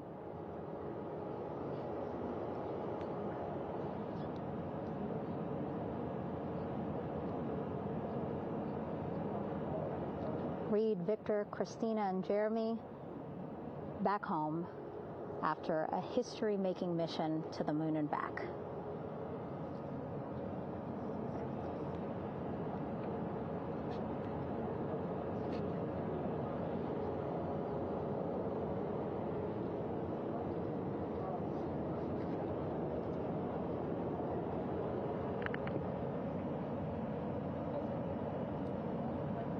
If you missed what we said just a couple of minutes ago, the undersea medical officer inside with the crew in Orion, reporting all 4 crew members feeling great.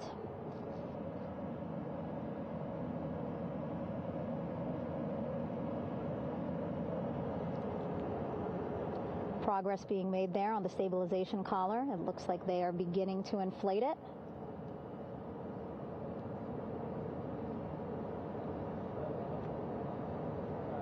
And it looks like they're starting to unfold the front porch in order to get that into the water here shortly and inflate that as well.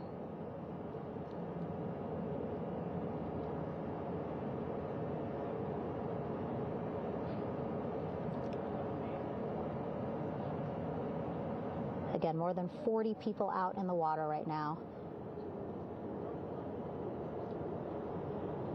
And those Navy and NASA personnel have been in the water for now about 4 hours.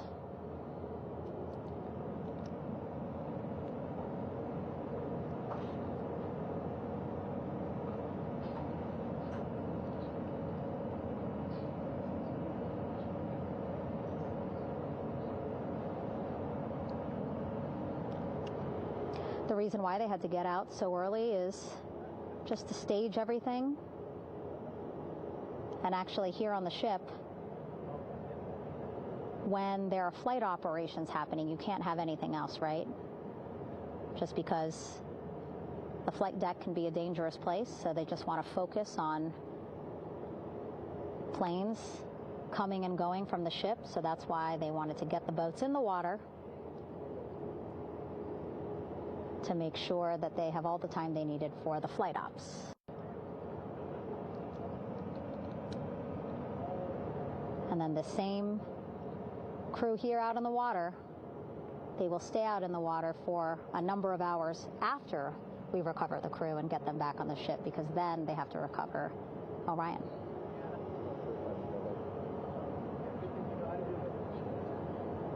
All right, that stabilization collar looking good around Orion. We're now seeing some recovery personnel getting on to that collar. Again, they need to further attach it to Orion to make sure that it can really prop up the spacecraft. It's basically lifting it up off of the water just a tad. Again, so it's not so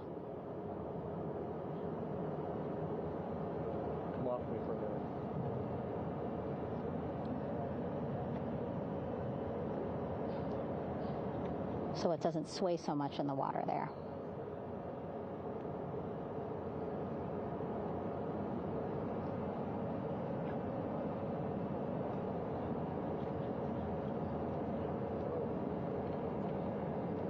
And now that front porch looks like it's nearly fully inflated as well.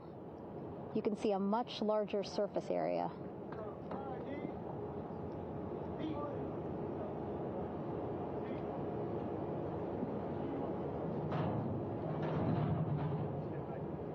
And so once the crew get out of Orion, they can stretch their legs a little bit on this front porch, get some fresh air.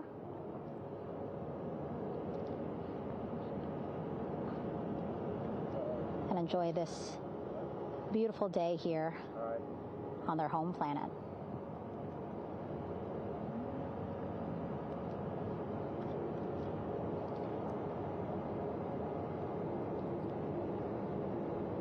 It appears teams now are about to connect the front porch to the stabilization collar.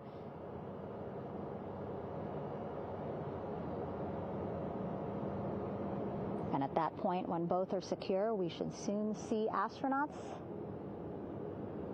come out of Orion.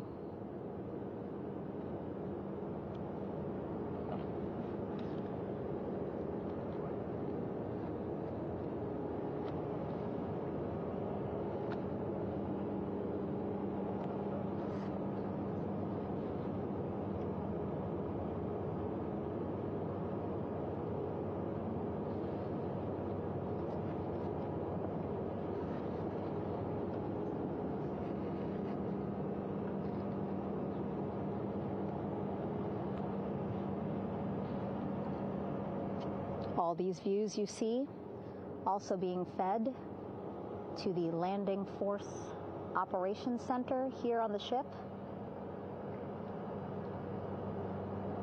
Of course, it is very important for our recovery teams leading the mission to have all the views that you're seeing as well. Again, listening to their communication loop here on the ship. Very quiet, which is a good thing. It means things are going pretty nominally, meaning as expected.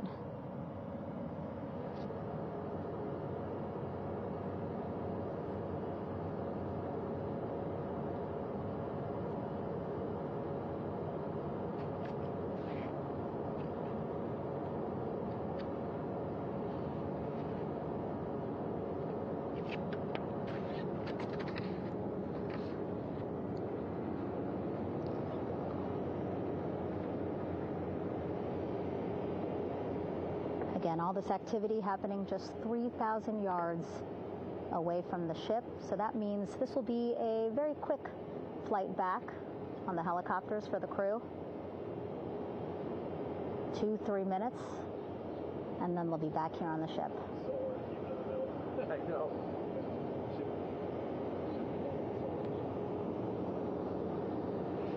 Okay, saw a thumbs up from one of the personnel on the front porch. It looks like they are now getting ready to deploy what they call the Air Rescue Vest, ARV.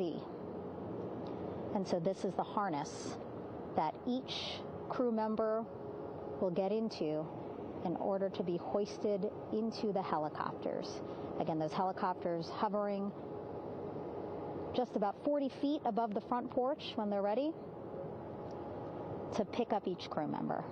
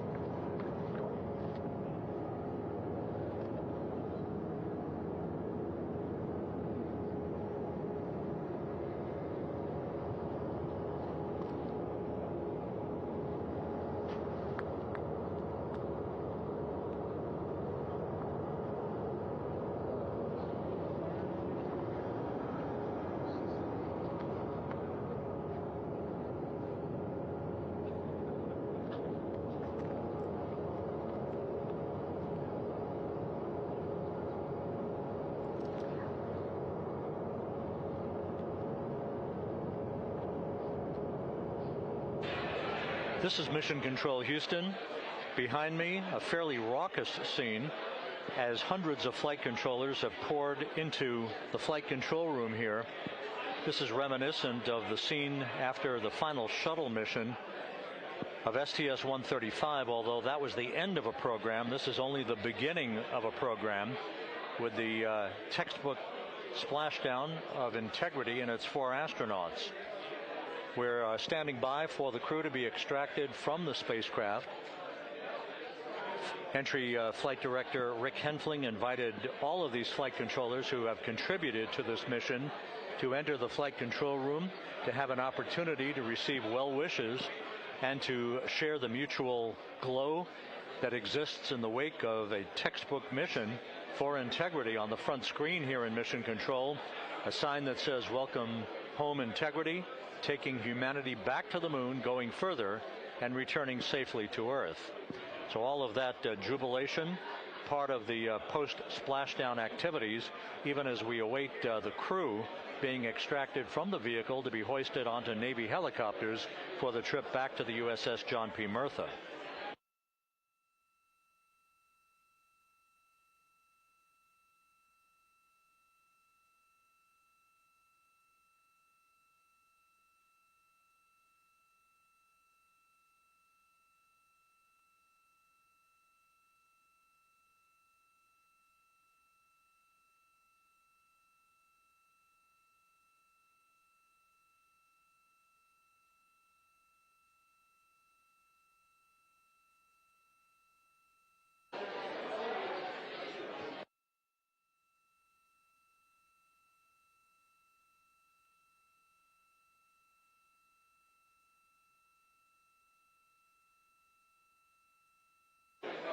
Once again here in Mission Control, this view of the Artemis Flight Control Room, known as the White Flight Control Room. This is the old shuttle flight control room, and now is the home of Artemis missions to the moon and beyond.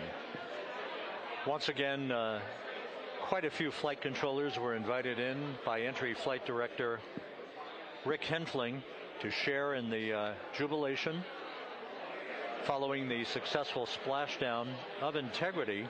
That splashdown occurring an hour and 22 minutes ago, as we stand by for the completion of the extraction of the crew and ultimately their hoisting onto Navy helicopters for a short flight back to the USS John P. Murtha. Splashdown occurred at 7:07 and 27 seconds p.m. Central Time. I had an opportunity to talk to the head of flight dynamics, Jeff Birch, a moment or two ago.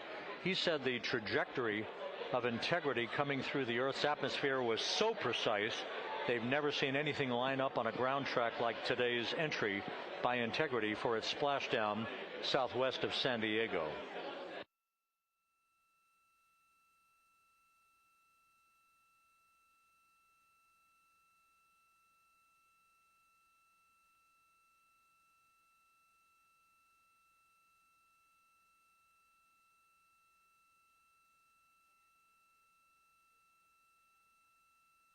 And the initial, you can hear it.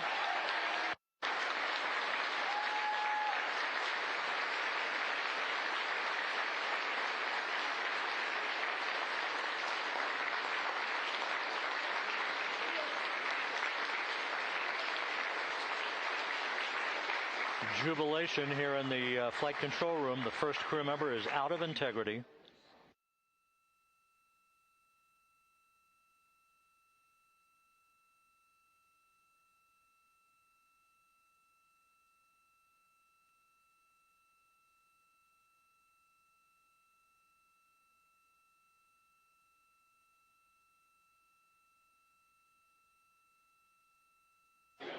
We are expecting the other crew members momentarily to be extracted.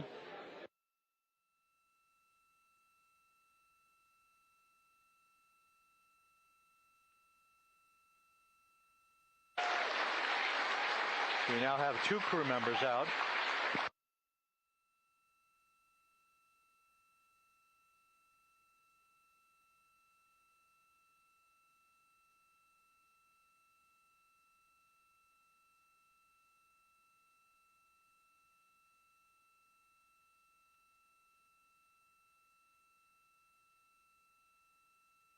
Two crew members out, 2 to go.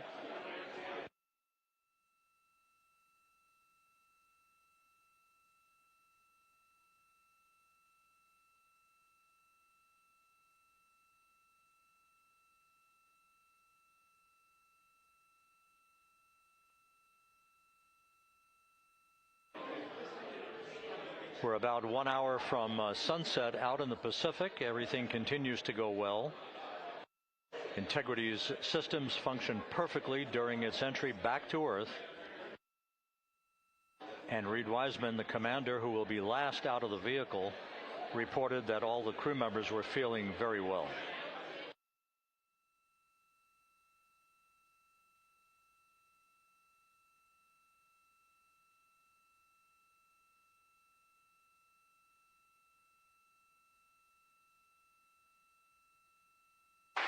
Crew member number 3 now out.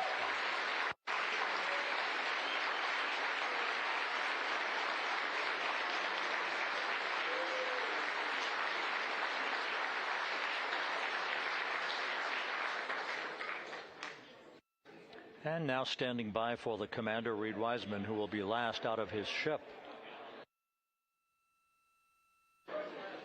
Bobbing in the Pacific under almost ideal conditions, Integrity spanned 694,000 miles during its journey from launch to splashdown.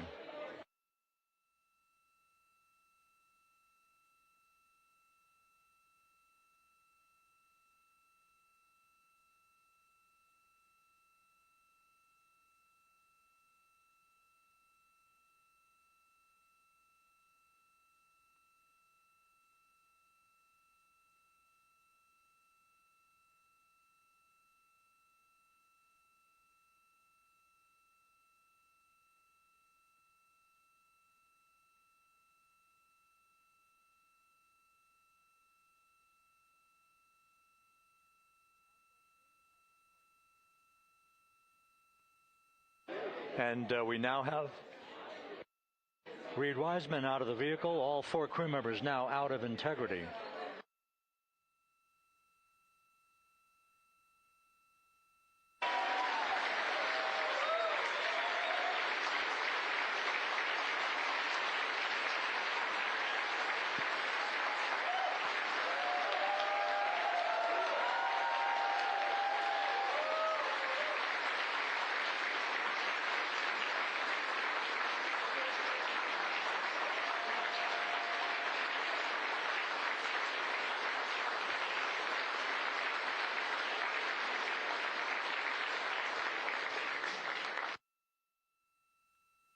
Once again, all 4 crew members now on the front porch, and the procedure to begin hoisting them up to these 2 Navy helicopters hovering overhead will begin shortly.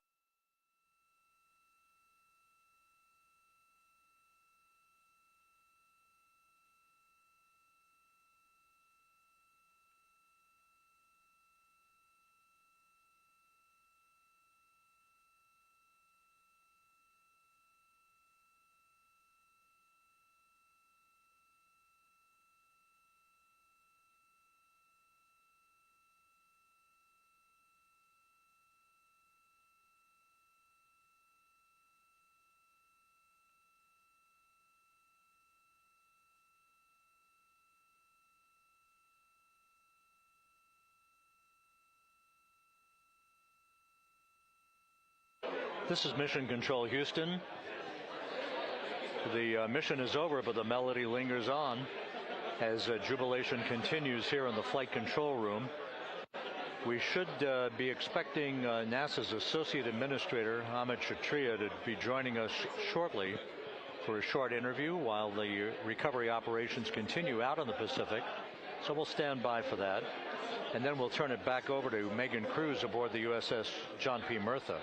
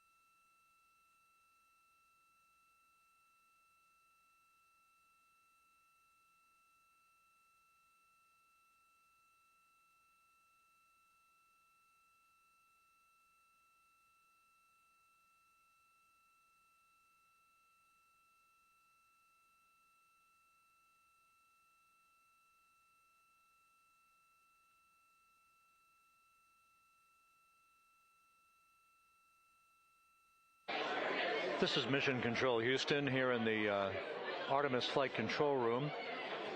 A number of flight controllers basking in the glory of the successful end of this mission that carried 4 astronauts around the moon on a lunar flyby, and the first test flight of Orion with crew members on board. Splashdown occurring an hour and 32 minutes ago after a flawless descent back into the Earth's atmosphere for the vehicle. Its 4 crew members in good shape, simply enjoying their time right now on the front porch, as it were, the inflatable raft alongside of their Integrity spacecraft. We're expecting Amit Kshatriya, the NASA Associate Administrator, to join us here momentarily for a brief interview before we turn it back over to Megan Cruz aboard the USS John P. Murtha, the recovery ship.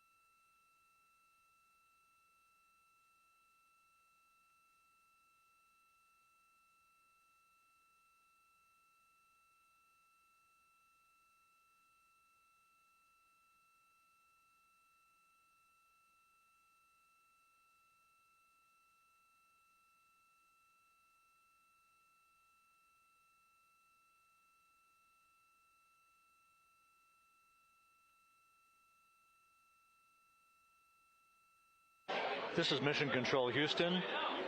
We're about an hour and 34 minutes since the textbook splashdown of integrity in the Pacific to bring home our astronauts. And with us now is Amit Kshatriya, the NASA Associate Administrator. Amit, a little bit of history made tonight, a little bit of history made over the past few weeks. Your thoughts as this team here basks in the glow of what they just accomplished?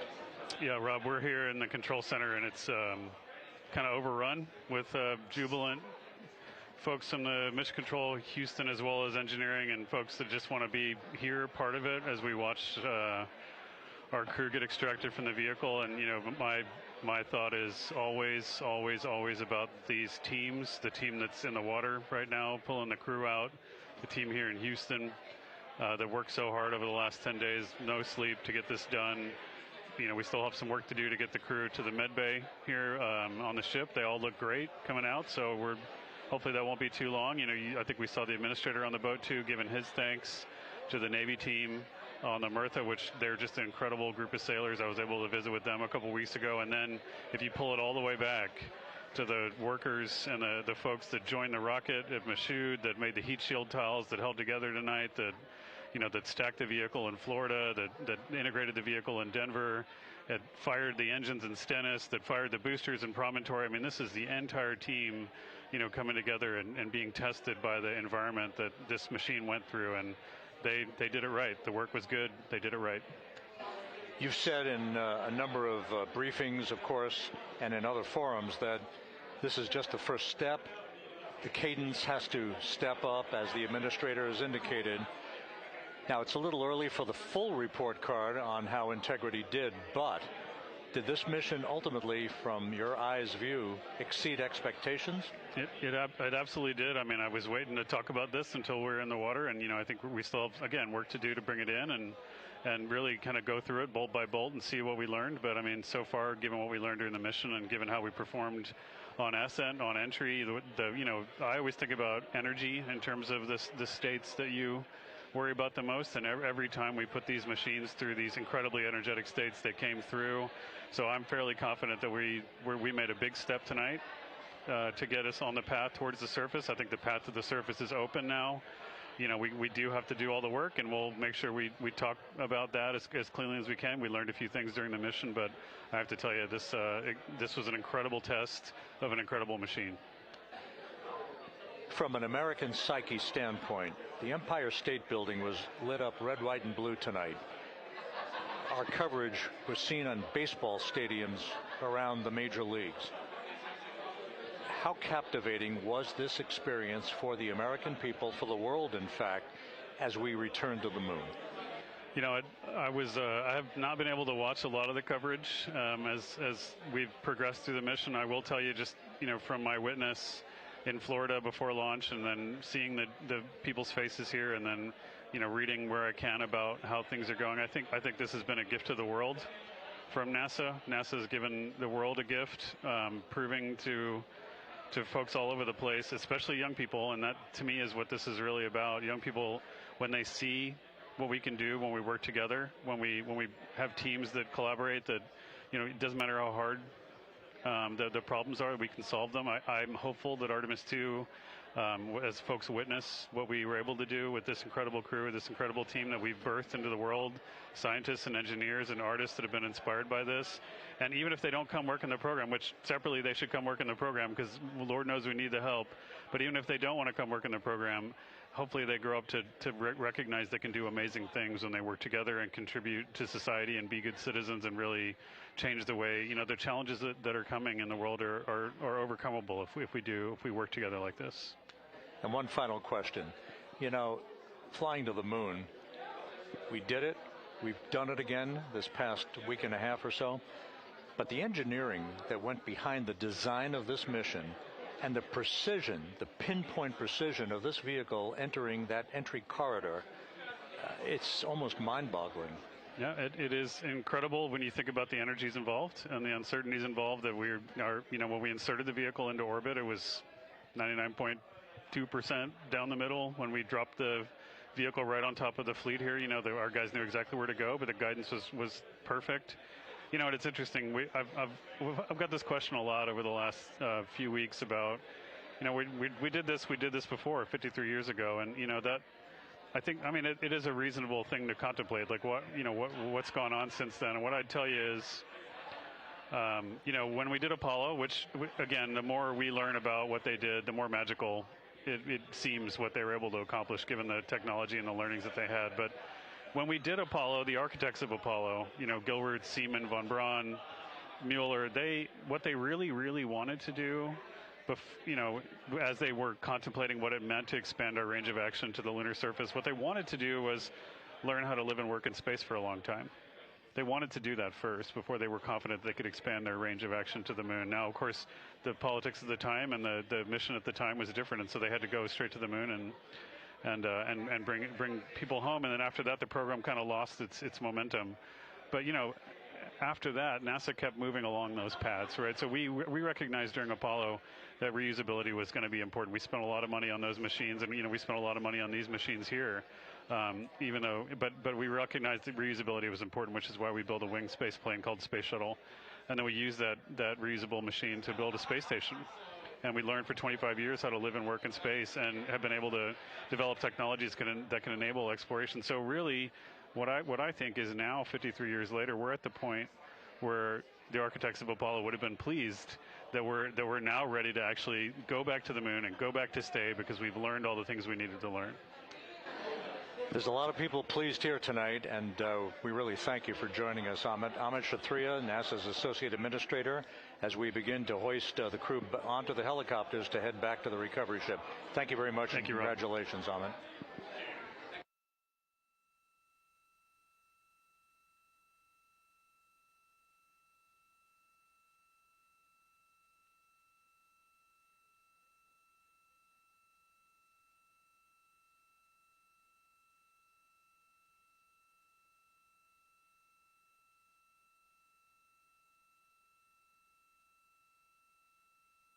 This is Mission Control Houston, with the crew members now beginning to be hoisted aboard the Navy helicopters.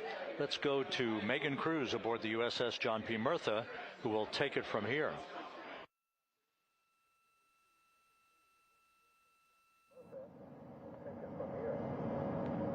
Hey, Rob. Yeah, back on the bow of the ship here, we are seeing the helicopters circling Orion. The first one there, having just completed picking up the first astronaut. Helo 2 now, hovering just 40 feet above the front porch, lowering a recovery specialist out of the helicopter. That person will touch down in the front porch just there.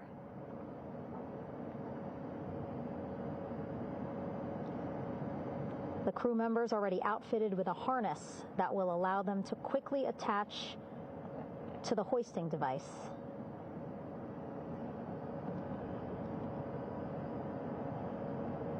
Look at the power of those blades throwing water out at the center there, the front porch, with now 3 astronauts and the recovery specialists. Again, crews already outfitted with a harness vest. And here we go. Second astronaut now off the front porch, getting hoisted into the second helicopter.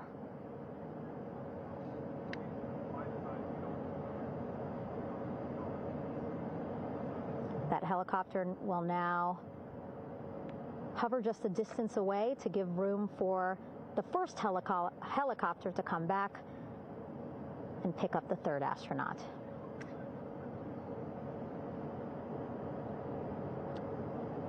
As we wait for that helicopter to come back, make its way back around, just want to mention that the President of the United States called our NASA administrator today while he was on the ship, just minutes after we interviewed him live on our coverage, and congratulated him and NASA on this history-making moment tonight.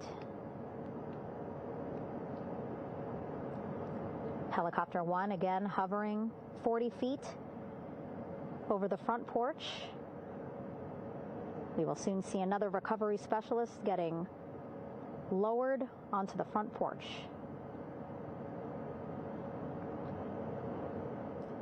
Wow, imagine sitting on that front porch, the wind, the water. But again, the recovery team determines that a helicopter flight back to the ship here would be safer, faster, and more comfortable for our crew who just completed a 10-day mission around the moon. Third astronaut in the air, getting hoisted quickly back into the first helicopter now.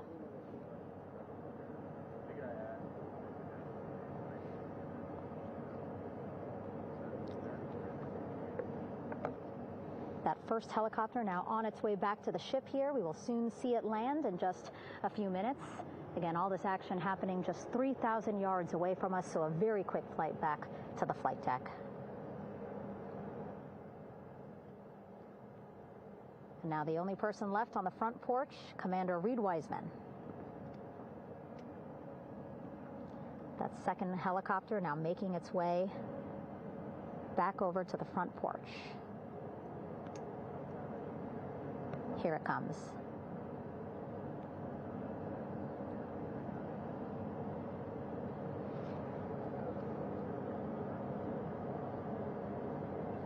Making its final approach here.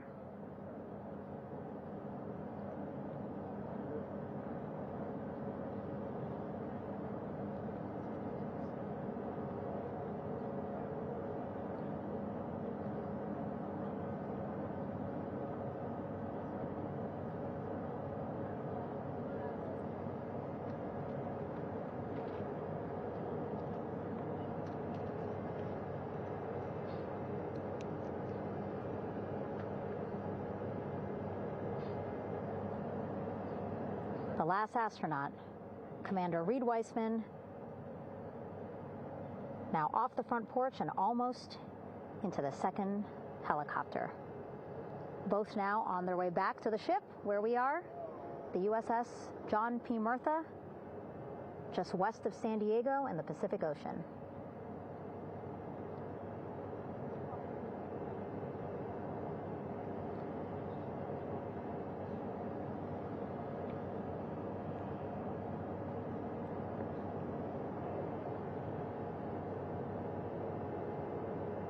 Exciting to see our 4 crew members minutes away from landing on the flight deck here on the recovery ship.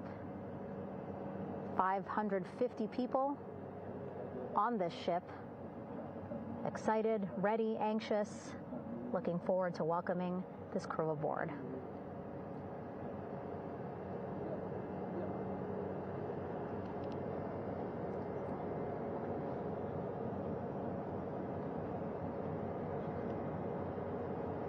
Watching them now with our own eyes.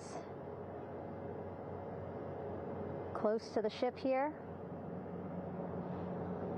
Hearing them begin to hover on the flight deck, which is just across from us, here on the bow.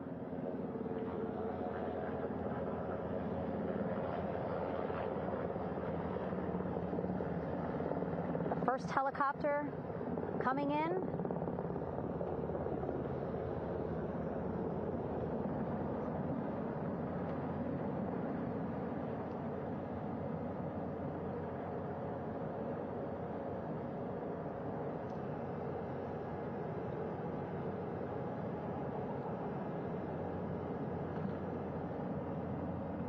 And wheels down.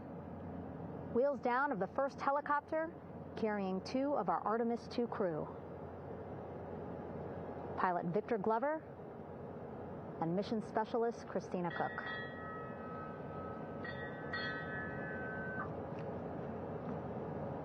Kilo 1 on deck reported on the recovery loop. Again, the mission audio loops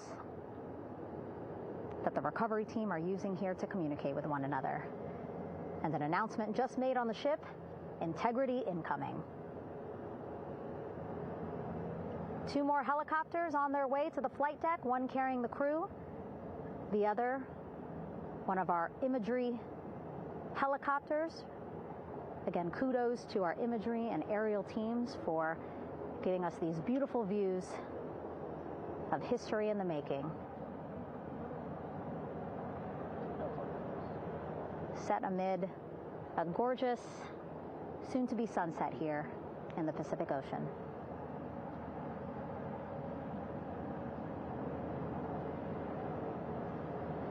The second helicopter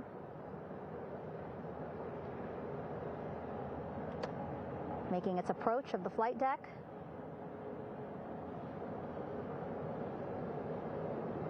Plenty of people here on the bow with their cell phones out, filming this moment.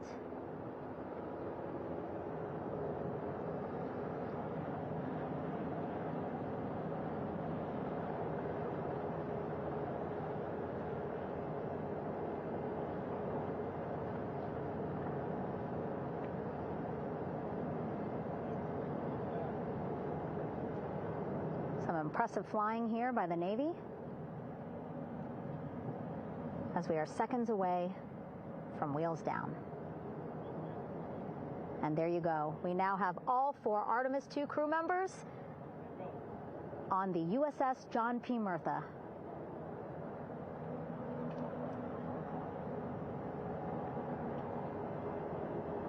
I'm sure they're happy to be out of the water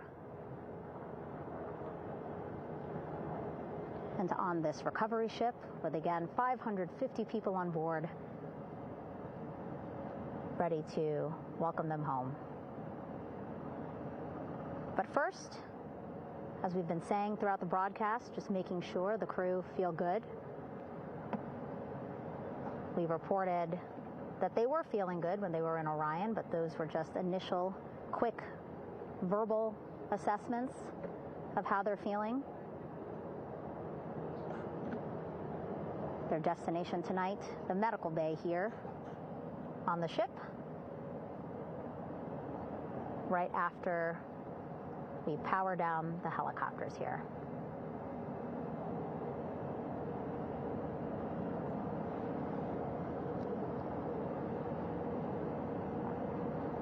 The team on the flight deck working quickly but methodically.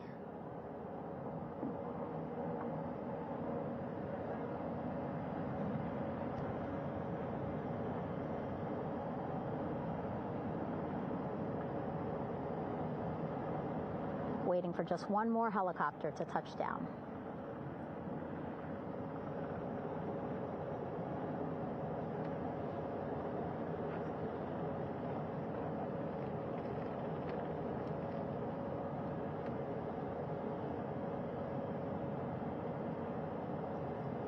Very limited personnel here on the flight deck. Restricted maneuvering doctrine is in effect. As that third helicopter touches down.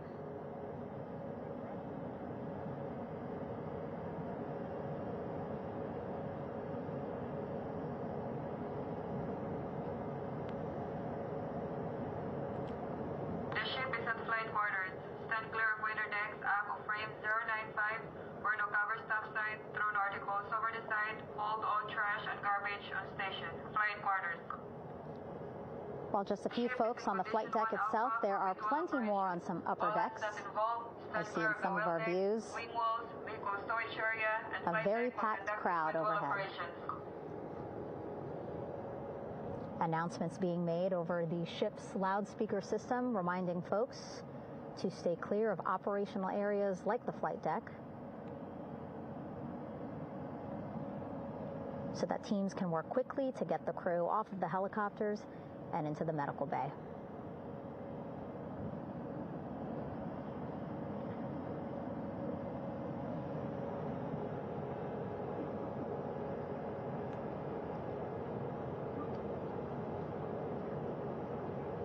Splashdown today, 5:06 p.m.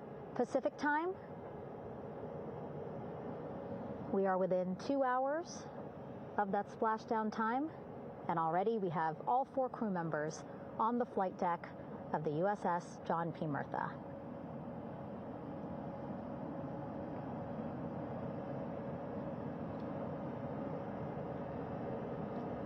Again, crew waiting before getting out for the helicopters to completely shut down.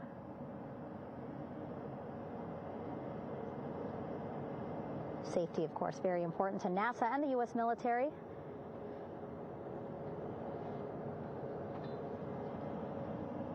So we'll wait just a couple of minutes here before we start seeing crew members walk off the helicopters one by one.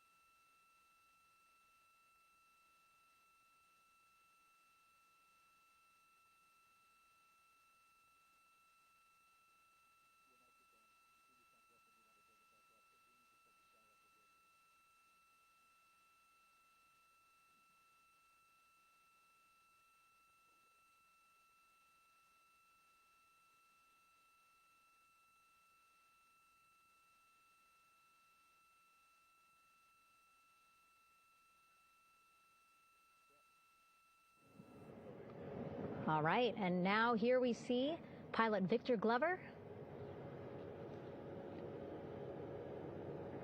and mission specialist Christina Cook sitting on the edge of one of the helicopters, looking in great spirits. That familiar smile and laugh from Victor, I can see it from here. Christina, I'm sure, feeling the same way, just blocked a little bit by our camera here, but we'll see her here shortly. A photographer taking their pictures. Victor saluting folks on the flight deck. They look like they're in great spirits. Happy to be home, I'm sure.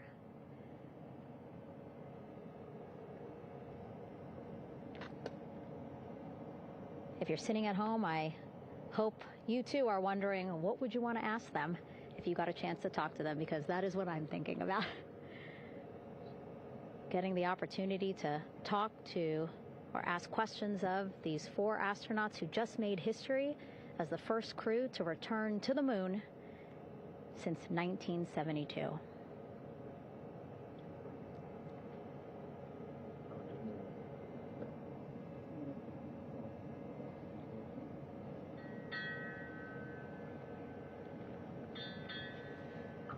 Oh, there we see Christina there, also smiling. Finally peering out, waving at the cameras. Hello to you too, Christina, yes. Welcome back. Welcome, welcome home. A loudspeaker announcement on the ship saying, "Welcome home, Integrity."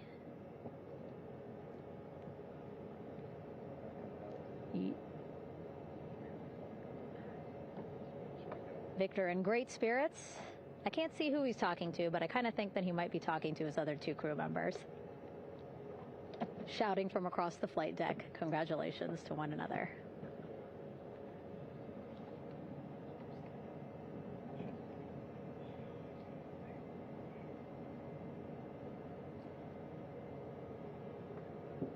And so now we see some Navy personnel walking up to the helicopter.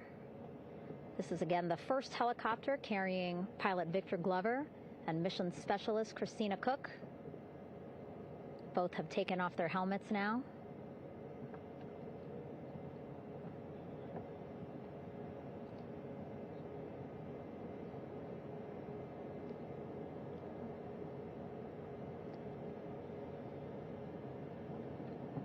Some pictures, video to catalog this historic moment.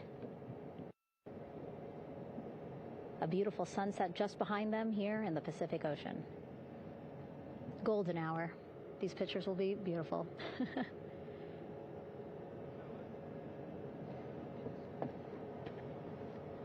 Now we see NASA Administrator Jared Isaacman. He is on the flight deck, as well as Flight Surgeon Rick Schuring walking over to Victor and Christina first. We saw the administrator walk over to